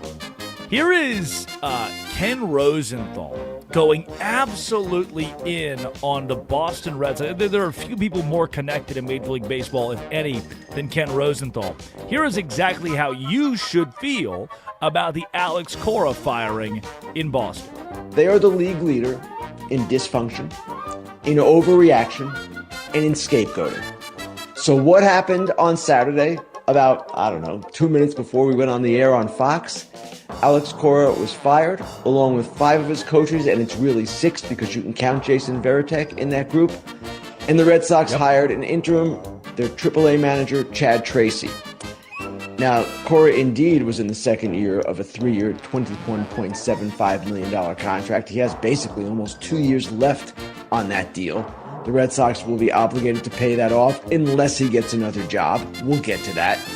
And this is a situation where Craig Breslow and the Red Sox, Craig Breslow being the chief baseball officer, insisted that it was his decision and this was his push to make these changes at this time.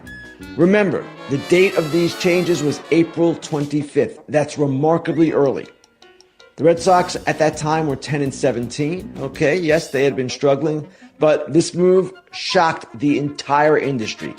It shocked the entire industry not just because of the timing, of course, but because of who Alex Cora is in the game. He's one of the more respected managers in the game. And it shocked people because they thought, well, he was pretty safe. Breslow was maybe the guy more on the hot seat simply because he put this team together.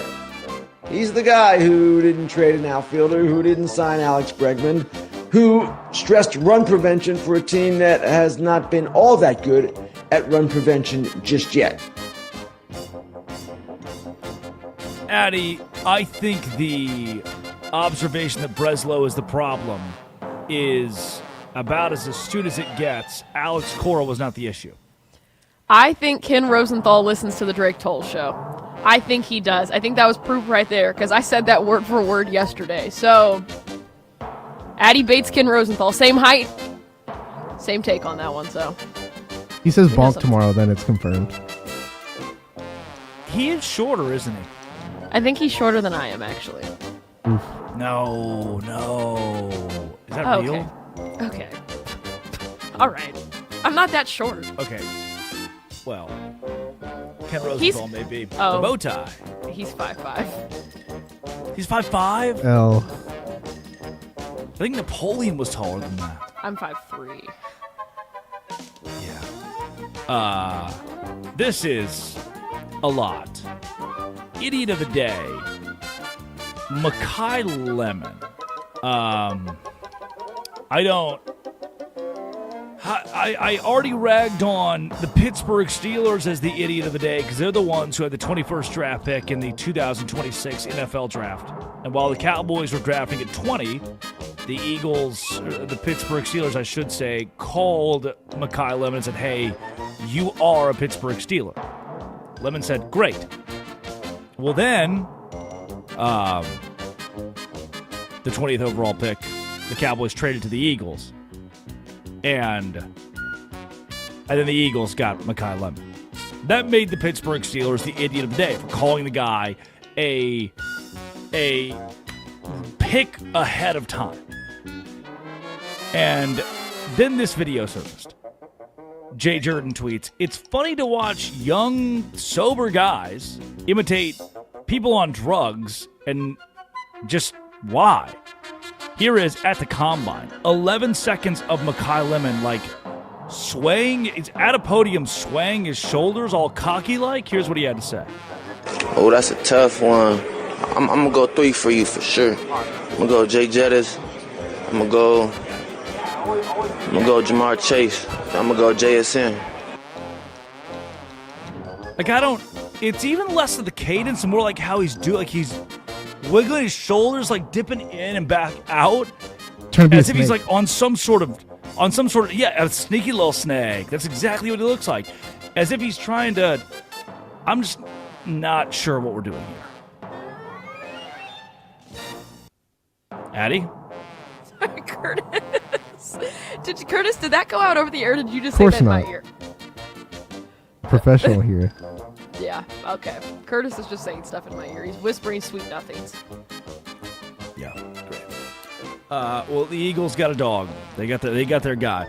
Or a snake. Sneaky little snake. Slither in the garden.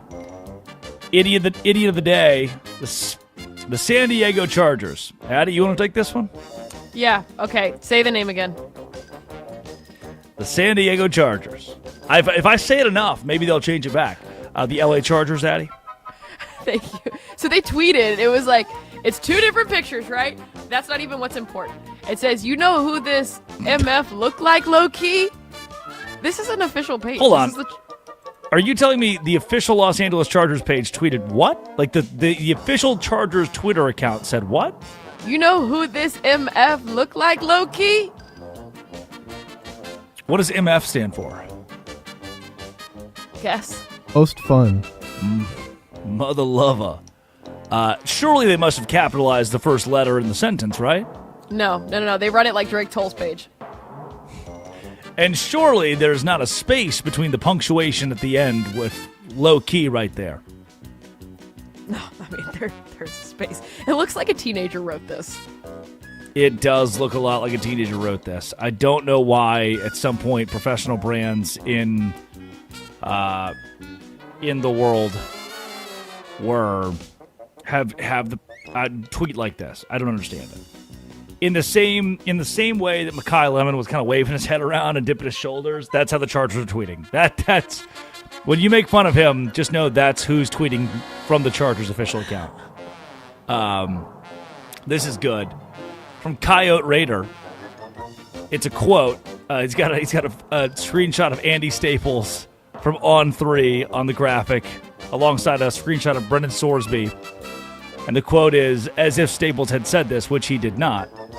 The quote is, young athlete facing gambling addiction, seeking help at a facility. Brought to you by BetMGM. Use code REHAB for $20 bonus bets. That's the crazy thing about all these conversations today about Brendan Sorsby is, for as much as we're ragging the kid for betting, we are all facilitating sports betting at a higher rate than ever. We are begging kids to bet on sports. And Sorsby was like, okay, well, if you're going to beg me to do it, then I guess I will. We're reading ads every day.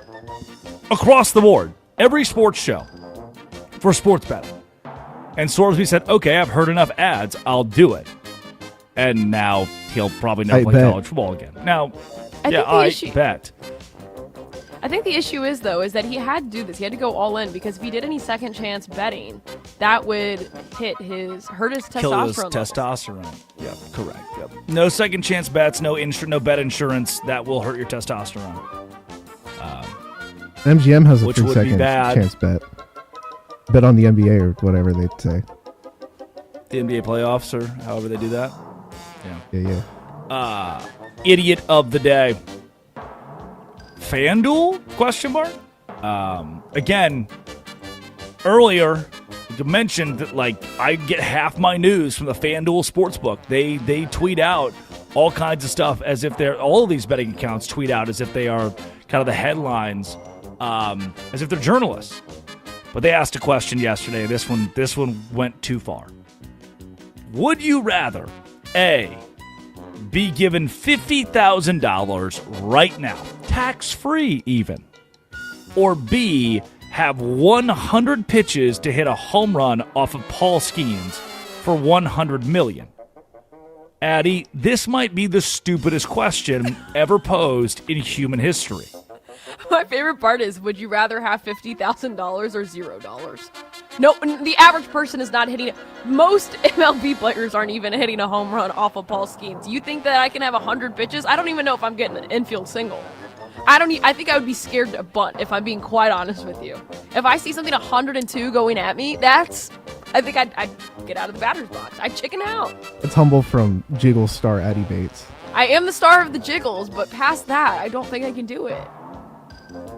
The plan was to at least give 40 seconds of playing the bit that I could do it in 50 pitches. Like, come on. I just, the right pitch, put the bat out there. Pitchers throw home runs, hitters don't hit them. But the bit wouldn't even be funny. Now, nothing about this. Put Trevor Bauer on the mound. Oh, I think I got it. They're letting that guy on the mound again? I'll be Is he on the mound? I'll be pointing He's done everything he can to fix his image. Yeah, I mean, it's the media that hurts him. He's a normal, nice guy. Most normal, nice guys that I know continue to yell in my face, I'm a normal, nice guy. I'm a normal, nice guy. Okay, sorry, my bad. You should definitely take your $50,000 right now. If I gave you 100 pitches to hit a home run off Paul Skeens for $100 million, you're not putting any of them in play. That's a better bet. 100 pitches to put a ball in play against Paul Skeens. If you do it one time for $100 million, then that versus $50,000 right now makes a little more sense. But you're not putting one in play. So there's that. Coming up, those were our idiots of the day. Guess who's not? Nick Zeraris, founder of the Theory of Hockey, Locked On Oilers, and a hockey expert. Zeraris joins the show and talks NHL postseason. Are the Oilers dead to rights? Westwood One Sports and the Westwood One Sports app. This is the Drake Toll Show.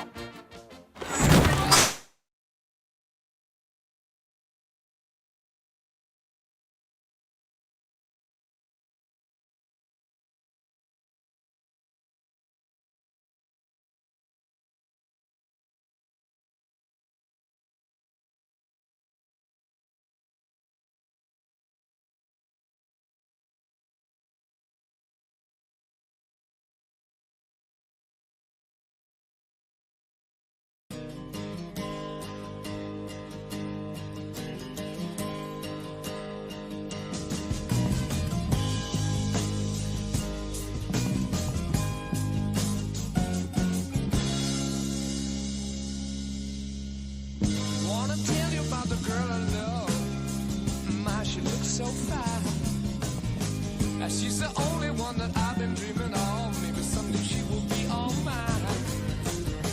I wanna tell her that I love her so. I'm through with her every touch.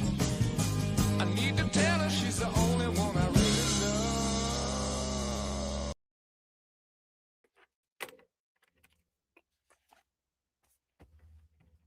Don't hear you.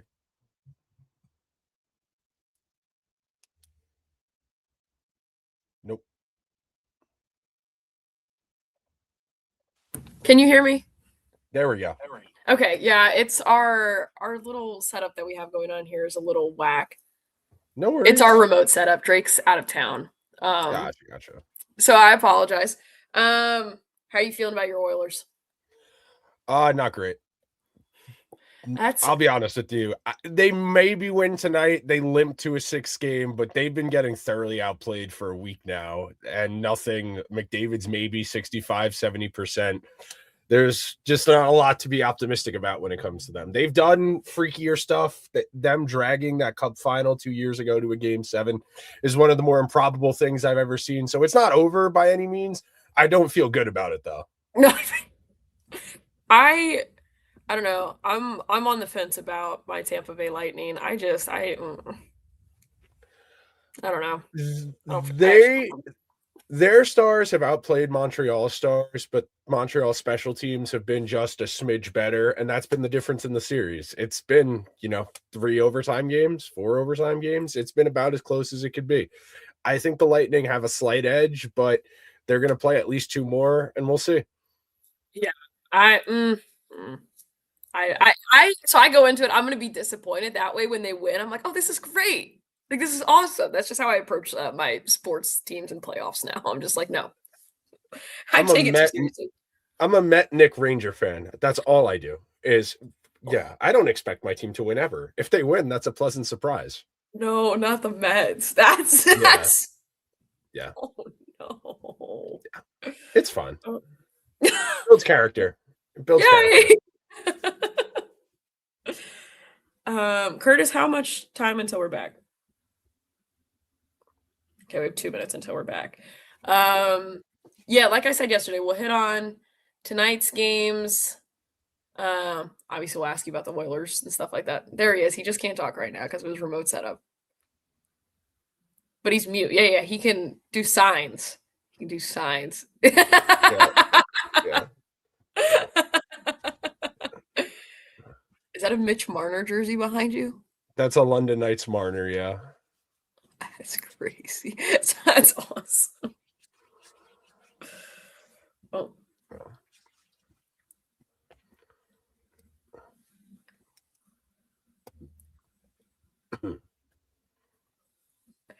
I'm not saying that, Drake. Sorry. Wait, so I can take myself out of here too, right?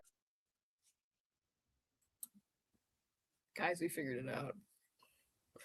This is what happens when they put a bunch of like 24 and 25-year-olds on a show. StreamYard is I use it a lot. It's not great when you have to manage multiple inputs. No, that's so that's our yes, that is what we figured out. A lot going on, and it's a little crazy. What do you use for your Locked On stuff?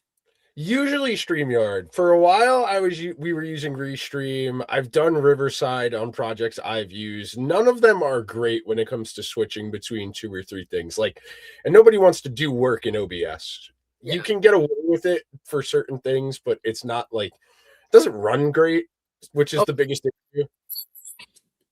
Yeah. How we doing, my dude?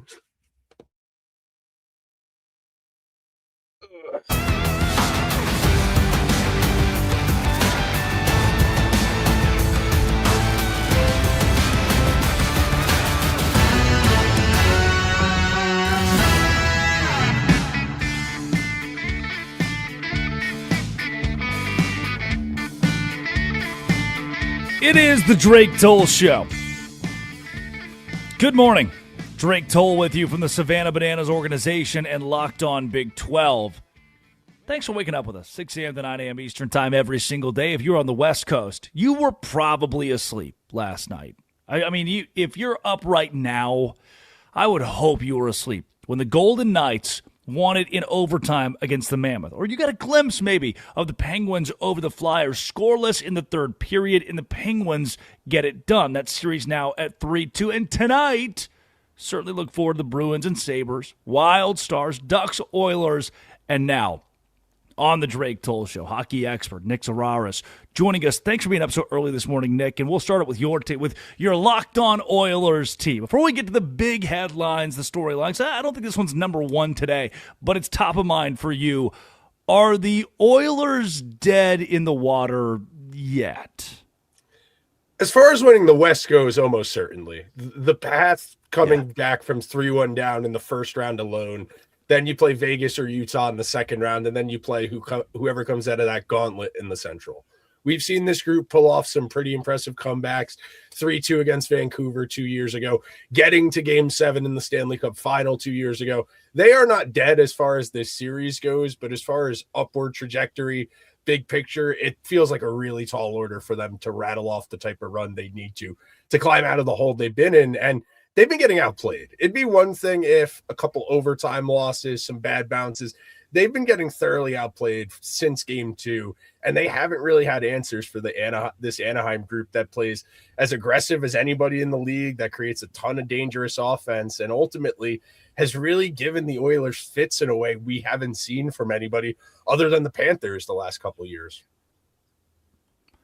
Let's take you to last night and the Pittsburgh Penguins. I mentioned a week ago, 2 weeks ago, they're old. They're just old. They looked old. The Flyers looked faster. They looked younger. They looked more practiced. It just felt like wow, the Penguins just can't figure it out. And a piece of that had to be the Olympic break and Sidney Crosby's health. And there were bits and pieces of the storylines what if we boil it all down to who is in goal for the Penguins? Is that what has ultimately changed the face of this series?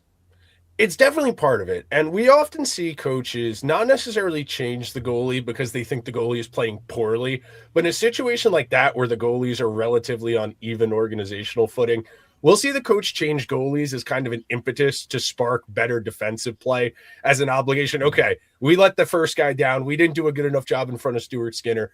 We changed goalies, how bad we were in front of them. So we're going to need to do something different here. And Shelovs has been pretty good for them through the 2 games he's played, and they have tightened up defensively. They have won on the underlyings in games 4 and 5, and they've given themselves a chance here to at least get this series to something respectable, which is something you couldn't say going into the weekend when they were down 3-0 and had just 2 even strength goals through those first 3 games. On that note, as it pertains to the Penguins and the Flyers, you have experience versus a bit more green, a bit more youth with Philadelphia. Does that bode well going into games 6 and possibly 7 for the Penguins? Are they starting to creep back, not in control, but at least in control of momentum? I would absolutely say yes. I think something that was working for the Flyers in the early stages of this series, and we see this a lot with young teams, they don't really know what to expect, and it was going really well for them through those first 3 games, so it was a little bit easy to look around with big smiles and say, this is fun. You think about it. The Flyers had a home game on Saturday night, 8 p.m., where people got into the tailgate lots at 11 a.m. It was a party atmosphere. A lot of young guys on that team hadn't been in a game to that with those type of stakes before on the Philadelphia side, and now Pittsburgh's in this. They've played really good defense the last 2 games. Chris Letang has looked like a completely different player than he did in the first 3 games. And because the Penguins have played slightly better defense, the Flyers haven't been able to find those counter-offensive opportunities they had earlier in the series, where the Flyers have been outshot a lot in this series. But that's by design. They want to play defense. They want to spring the counter. They want to go back the other way. And that hasn't been there as much. And they've had to cycle a bit more. They've had to forecheck a bit more. And that's not as much their forte as you would think it would be for the type of hockey they've typically traditionally played. As for the Knights and Mammoth, genuinely, anybody who's up this early that stayed up to watch the end of this one, I don't know how. Just good luck at work today. 5-4 the final in overtime, and Knights go up 3. I'm thinking, okay, it's late. I'm turning it off. And then just in the span of 30 seconds, just goal. And the Mammoth go up 4-3. And the Knights go to send it to overtime. And then game-winning goal there. We've almost got to the second OT, and I don't think I could have taken it. The question for me about this series is less about last night's individual game or even these 4 games they played so far, and more about if either of these teams can actually be seen as a contender. Are we watching, I would make it kind of in basketball, Cavs, Raptors, is the fun series. Neither of those teams is going to compete for a title, but it's the fun series. Are we just watching the fun series? I think to some degree that's fair. Utah is really a one-line offensive team where when Logan Cooley's out there and he's creating zone entries, they can do a lot. Kara Vejmelka gave them a pretty competitive start last night, even though they ultimately lost. Vegas hasn't been right all year. You know, they changed coaches with a handful of games to go. They have all the star power in the world. They have arguably the second or third most talented team in the conference, but it took until game 1 of the playoffs to really put anything together. That goaltending situation scares me terribly. Carter Hart was really bad last night. Aiden Hill was bad enough that they were willing to try a guy who basically had a handful of NHL starts all year as their playoff starter. I think both those teams have real limitations, even though they have talent and even though the games have been really fun, to your point. Yeah, Nick Zeraris joins the Drake Toll Show, talking all things NHL. Follow him at Nick Zeraris on Twitter. Locked On Oilers, founder of the Hockey Theory. Tonight's games, turning the attention to, man, I'm stuck on this when it comes to Bruins and Sabres. If I took the New York Jets, gave them prime Tom Brady, prime Megatron, I gave them prime Ray Lewis, and they played in the Super Bowl against the Kansas City Chiefs and Patrick Mahomes, they'd be 10-point favorites. I mean, they got all the prime guys, right? They'd be 10-point. But the Jets being favored against the Kansas City Chiefs, that doesn't compute, which those two teams playing in the Super Bowl would be a miracle. Something has really gone catastrophic here. That just thinking of those two teams in that matchup doesn't compute. The Sabres are the better team. They have showcased they're the better team against the Bruins, yet still there's this air of disappointment around Boston. There's this air of like, oh, we got the Sabres round, we should win. Is that valid, or were the Sabres always going to win this series? They're now up 3-1 and play at home tonight. I think the talent disparity is too wide. The Bruins were a great story in the regular season. Swayman maybe played himself into a Vezina finalist caliber year. You got a great first half of the year out of Geeky. Pasta's really reinvented himself as a playmaker instead of a goal scorer. But you compare that to what Buffalo has running down the middle, where they have a significantly better 1-2-3 center punch. They've got two defensemen who are within the conversation of what Charlie McAvoy can do. The talent disparity was real, but of course, anytime you see a team like the Sabres, you want to see them do it. You want proof of concept that it's not just a nice story that, oh, we made the playoffs, we're content to be here. And there was the one game in the series Boston won where it gave you a little bit of pause and said, okay, Buffalo's young guys, they need to figure out how they're going to need to play Boston. Boston wants to play defense. They want to rely on their goaltending. And that can work for a while, but playing perfect defense all the time is a really high standard in today's NHL, where the shooting percentages continue to go up and the goalies, as good as they are we have seen save percentage go down 3-4 years in a row now. It's as hard as ever to be a goalie and defense first team in the league and win consistently. Yeah, I think we're still workshopping the analogy here, because it would be crazy to have prime Tom Brady as a Jet and two AFC teams in the Super Bowl, but we're working our way to, and also the Sabres don't have prime Ray Lewis, so we're still figuring out the analogy. But it's odd to see those two logos matched up, and the Sabres they should be the favorite and should win the series tonight at home. As the Wild and Stars, really, it's a similar concept to me to the Knights and the Mammoth. Not that neither of these teams are contenders for the Wild and Stars, but the deeper they play into this series, the worse the winner's chances get. How detrimental is it that the Avalanche are sitting at home right now after a sweep of the Kings, and these two teams are duking it out in what was expected to be a very physical series? This has been the story of this division for the last half decade now. Whoever gets the tougher first round matchup always ends up coming up short in this second round. I think you could make a strong argument. These are the second and third best teams in the conference. You could put Vegas there on the talent perspective, but in terms of regular season results, these were the second and third best teams in the conference. They have gone back and forth trading blows. They had a double overtime game sandwiched in there. It has been a very weird series, and that Minnesota is dominating 80-ish% of the game at even strength. At even strength, the score is 9-3 in favor of Minnesota, but Dallas has scored enough on the power play that almost over 40%, and that's sustained them in this series. And that's one of those real tricky inflection points. What do you think is more likely? Minnesota figures out their special teams, or Dallas figures out their even strength play? Because that's what's going to define these final three games. We're getting at minimum two more because it's 2-2 right now going into game 5. I have no lean. These two teams are pretty even. The star power is there. We'll see if Rope Hintz draws back in. He hasn't played yet in this series for Dallas, one of their real impactful he probably plays second line center if he draws back in. But this Dallas team has largely gotten by. I won't say on smoke and mirrors, because the power play and penalty kill are part of the game, but that's such a small part of the game in comparison to what Minnesota's done at even strength. Yeah, if Hintz returns, it would be, I think Target returns the next 2 or 3 days. It'll be tight where he'll be back in this series, if he's back in the series. Nick Zeraris joining the Drake Toll Show. With that, as we've gotten to this point, and this is even on the Avalanche being, I said at the top of the show when we started at 6 a.m. that you're going to miss the Avalanche because they're not playing. You're going to miss that story, but it's still the headline is the best team in hockey just swept the first round. With that being said, I heard it remarked last week, every team's banged up. No team's at 100%. Everybody's got who out there, not named Colorado, has the stamina to contend for the Stanley Cup against the Avalanche based on that moniker that everybody's banged up.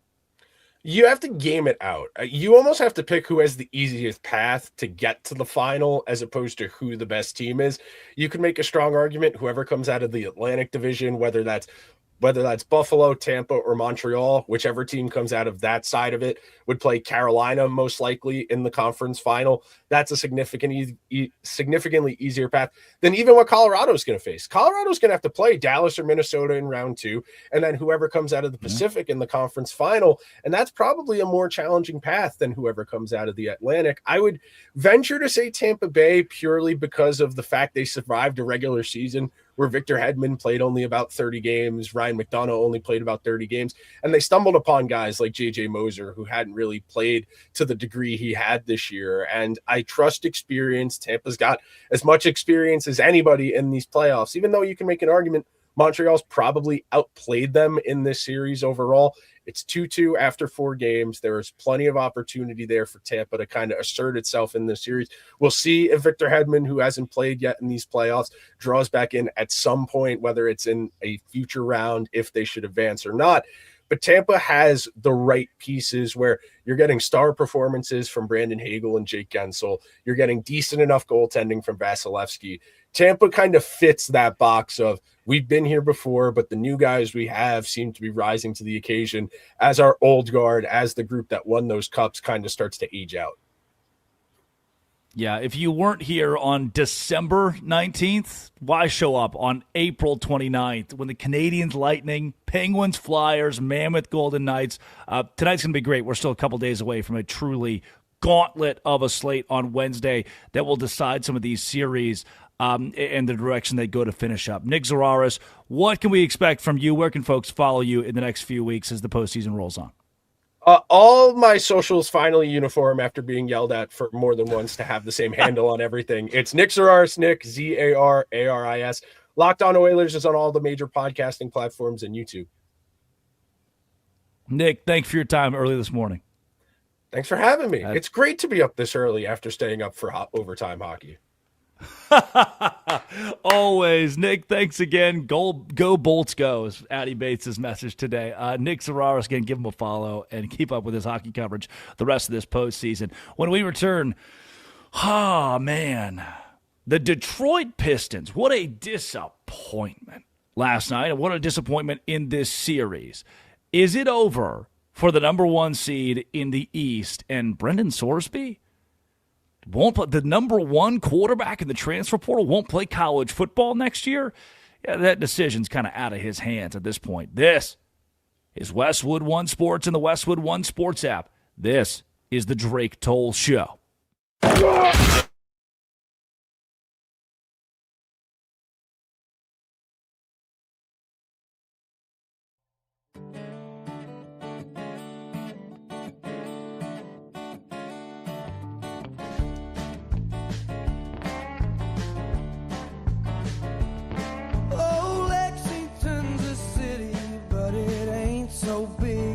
Me out, and if I need a breather I can hit the parkway.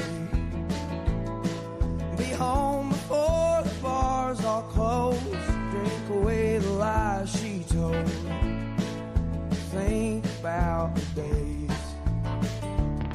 she was a pure-eyed child, a rodeo queen, high school loving in a badass Jeep, far from the eyes of a watchful town.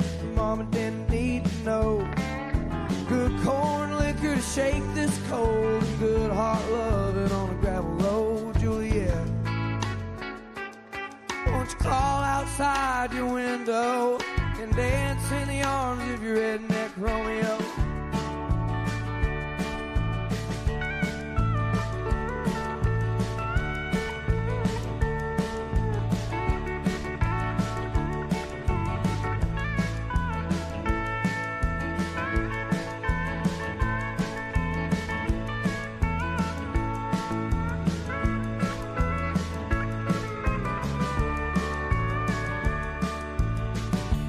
push came down to shove, I'd be a bandit for her love.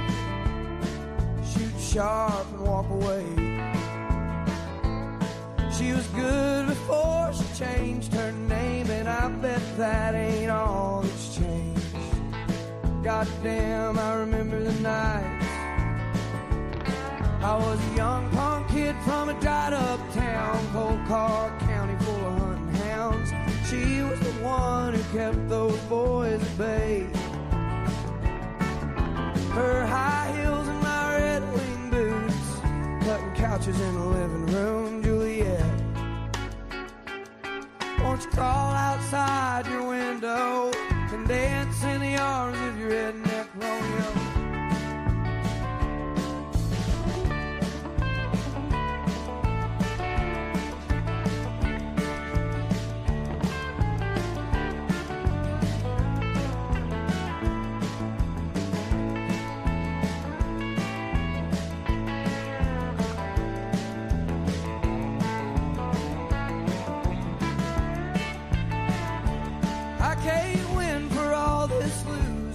Can't see for all this boozing. By God, I can keep it together. Just to hold my baby close, get her moving down a county road, make up for lost time. She was a few-eyed child of a rodeo queen. She ran on sex and gasoline, far more money than a boy like me could hold. She went off to paint the town, and I'm stuck holding these mountains down. Juliet, won't you crawl outside your window and dance in the arms of your redneck Romeo? Won't you crawl outside your window and dance in the arms of your redneck Romeo?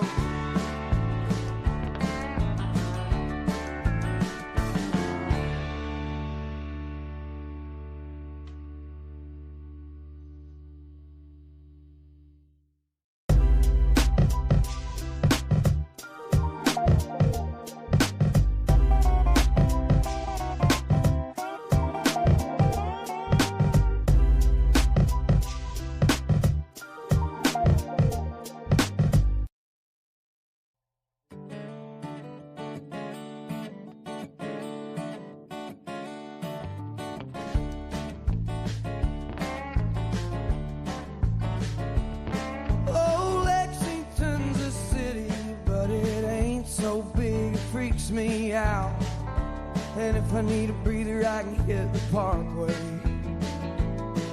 Be home before the bars all close, drink away the lies she told, think about the days. She was a few-eyed child, a rodeo queen, high school lover in a badass Jeep, far from the eyes of a watchful town. Mama didn't need to know. Good corn liquor to shake this cold, and good heart loving on a gravel road. Juliet, won't you crawl outside your window and dance in the arms of your redneck Romeo?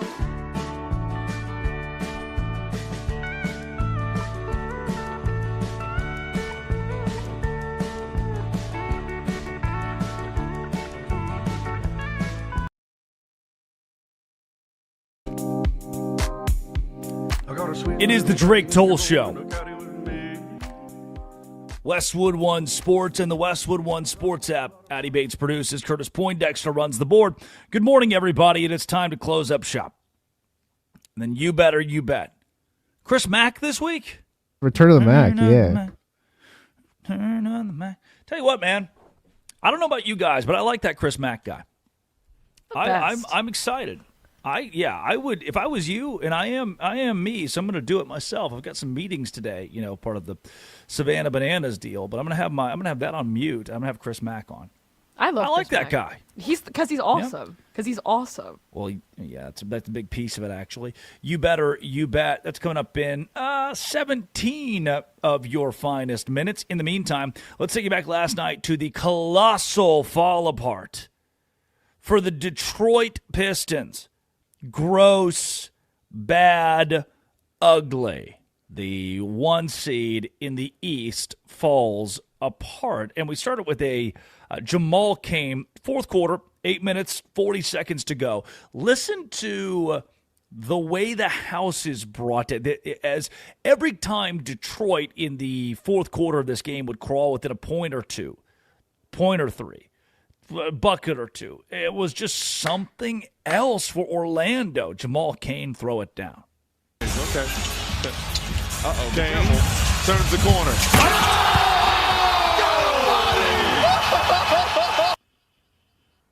Yep. You know when everybody's giggling, something good happened. Cain with emphasis. And even still, that was at 80-76 was the score at that point. Here comes Detroit. They crawl back within 2, and then they're back within, they're tied. And they never led in the fourth quarter, but they kept crawling back. They kept making the game close. They kept, and the magic just didn't go away. And any chance that Detroit had to capitalize, they couldn't, and it was Desmond Bane. This three-pointer was a dagger with 1:18 to go, made it a 92-86 game. If the Spurs were playing the Pistons, sorry, the Portland Trailblazers, wow, and San Antonio is down 92-86 with 1:18 to go, I'm not counting out San Antonio. But if you watch the way this game played, the way this series has played, the slow pace, the bad offense, the muck it up between the Pistons and the Magic, this was the dagger. Desmond Bane banks it in. Bane fires a three. Yes! Yep, that should do it, right? Magic 94, Pistons 88. Here's the problem. The Magic only scored 21 points in the third quarter. The Magic only scored 19 points in the fourth quarter. How the hell are you the Detroit Pistons, the 1 seed with Cade Cunningham? How the hell, like Oklahoma City last night, okay? OKC scored 38 points in the second quarter alone against the Suns. The Pistons scored 36 points in the entire second half of the game. The Oklahoma City Thunder scored 38 points in the second quarter in their game against the Suns in one quarter. And the Pistons scored 36 points in the second half combined. So, yeah, I mean, the Magic were terrible on offense. The Magic scored 40 points in the second half, the entire second half, 40 points. I'm asking, I think Orlando is asking, we're all begging for the Pistons to look like a 1 seed, to do what 1 seeds do, to do what OKC just did, sweep the Suns, to do what the Spurs did. The Spurs, if you've watched this series against the Blazers, the Spurs have struggled. They've been down by 19 points. They've ebbed and flowed. They've been down by 7 points, been down by 12 points, been down by 4 points late. With Victor Wembanyama and without Victor Wembanyama. Yet they still found a way to win, take a commanding series lead at 3-1 because they're the much better team. That's what the Pistons are supposed to be based on their body of work from the regular season. But damn, they have sucked. They have not controlled any of this series. Orlando controls the pace, and neither team has offense. On NBC, here's the final call. Magic win. Inbound to Bane. They'll dribble out the clock. Orlando takes a commanding 3-1 series lead over the 1 seed Detroit. Yeah, it's pretty big. The aforementioned Thunder, they take the series. It's a sweep over the Suns. Here's their final call on NBC, OKC 4-0. Final shot. Done a little bit short, and that's going to do it. 131-122 here in Game 4, and the Thunder able to sweep over the Suns. And it was a must-win last night for the Nuggets over the Timberwolves, 125-113, the final score in that one. Nuggets, Denver ran away with the third quarter, outscoring the T-Wolves 37-24 in a game that, over the first half, was more back and forth. And if the Timberwolves won, namely without Anthony Edwards, I mean, that would have been incredibly impressive. That's why I do think the series can still sway toward the Nuggets. But think about it, the mulligans that are in the back pocket of the T-Wolves. Sure, you're missing your best player, but, hey, you're up 3-1. You can lose a couple games and still be okay. But to keep the season alive, things have still looked lackluster in Denver. But to keep the season alive and go to Game 6 on NBC, the Nuggets win by 12. Over to Strother, and they'll celebrate in Denver. They've got life in the Mile High City. The Nuggets extend the season. They take Game 5, 125-113. Denver survives. Over in hockey. Tonight, I should say, let's give you tonight in the NBA. Sixers at the Celtics at 7 o'clock Eastern Time. Hawks at the Knicks at 8. And the Blazers, that aforementioned series, will play the Spurs at 9:30 in San Antonio. That's where San Antonio wins the series. This is where Boston wins the series and sends the 76ers home. This is where the Hawks and the Knicks, they have to carve this series up. It is in Madison Square Garden. I should go. I'm in New York today. I'm in New York right now. I should go. And in the NHL, yesterday was two series where none of the four teams that played yesterday are contenders for the Stanley Cup as it sits. They're not. But the Penguins keep the series alive, 3-2 over the Flyers. The Golden Knights win it in overtime. They led 3-0 against the Mammoth on the road and then trailed 4-3 just to tie things up, sent it to OT. And late in OT, Vegas won at 5-4. But I'll take you back to that Penguins and Flyers game. Old man Sidney Crosby and company. They got it done. And in a contest where they were up 2-0, a series that has not gone their way. They saw the lead evaporate. It's now 2-2. But in the third quarter, late in make it the second period. Wow, the third point of the game, third goal of the game. Chris Letang to put Pittsburgh up 3-2. Here was the audio as heard on ESPN. Crosby back to the line for Letang, and another strange carom is freeze, and it is. A strange bounce and a go-ahead goal. Possession. This long shot by Letang hits Vladar and Chris Letang. That was the last goal of the game. We'd go to the third period at 3-2. That's where we'd finish it. Pittsburgh wins, and the series looks a little bit closer as they go to Game 6 tonight in hockey. It's Bruins Sabres. Wild at the Stars in a series that is 2-2, and Ducks at the Oilers. Anaheim leads the series 3-1. Happy Tuesday on the Drake Toll Show. It is time for everybody's favorite game, Dead or Alive. Addie, you ready?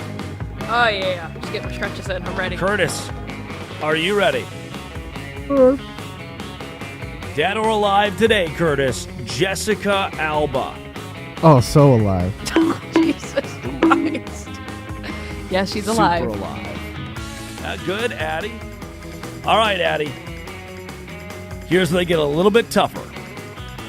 Anne Margaret Olsen from Tommy Grumpy Old Men, Viva Las Vegas, the actress.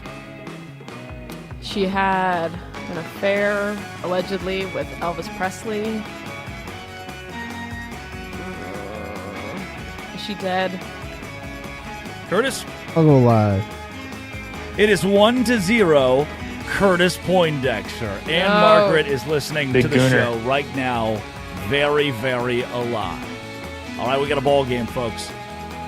Curtis. Ballroom game? David Fincher, the film director from Fight Club. Oh, I just saw that. He's live too.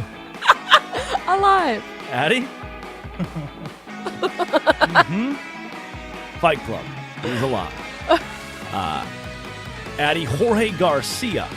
He is an actor from Hawaii Five-0. Dead. Curtis?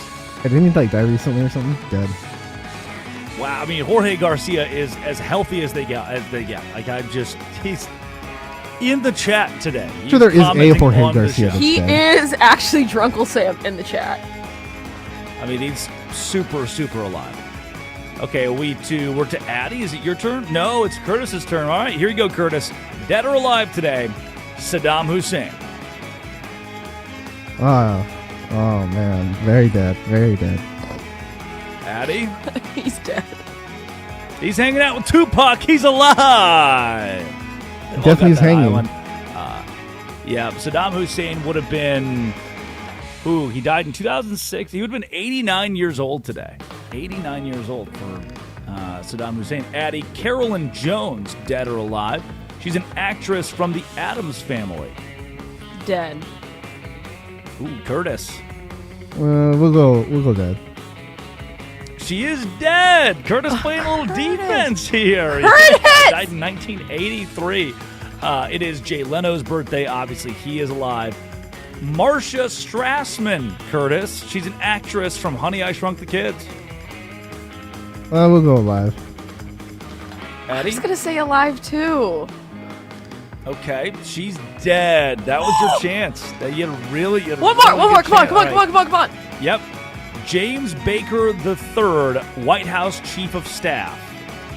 Curtis? No, it's Addie. Addie's turn. Dead. Curtis? Go alive. We need the result here. He's alive! Curtis wins the game today. Dead or alive. Armin Williams, Colin Jones, Bruce Very Gilbert, alive. and Very Ryan alive. McGuire. All alive. Love you guys. Thank you for the show. Coming up, You Better You Bet. This has been The Drake Toll Show. This is Westwood.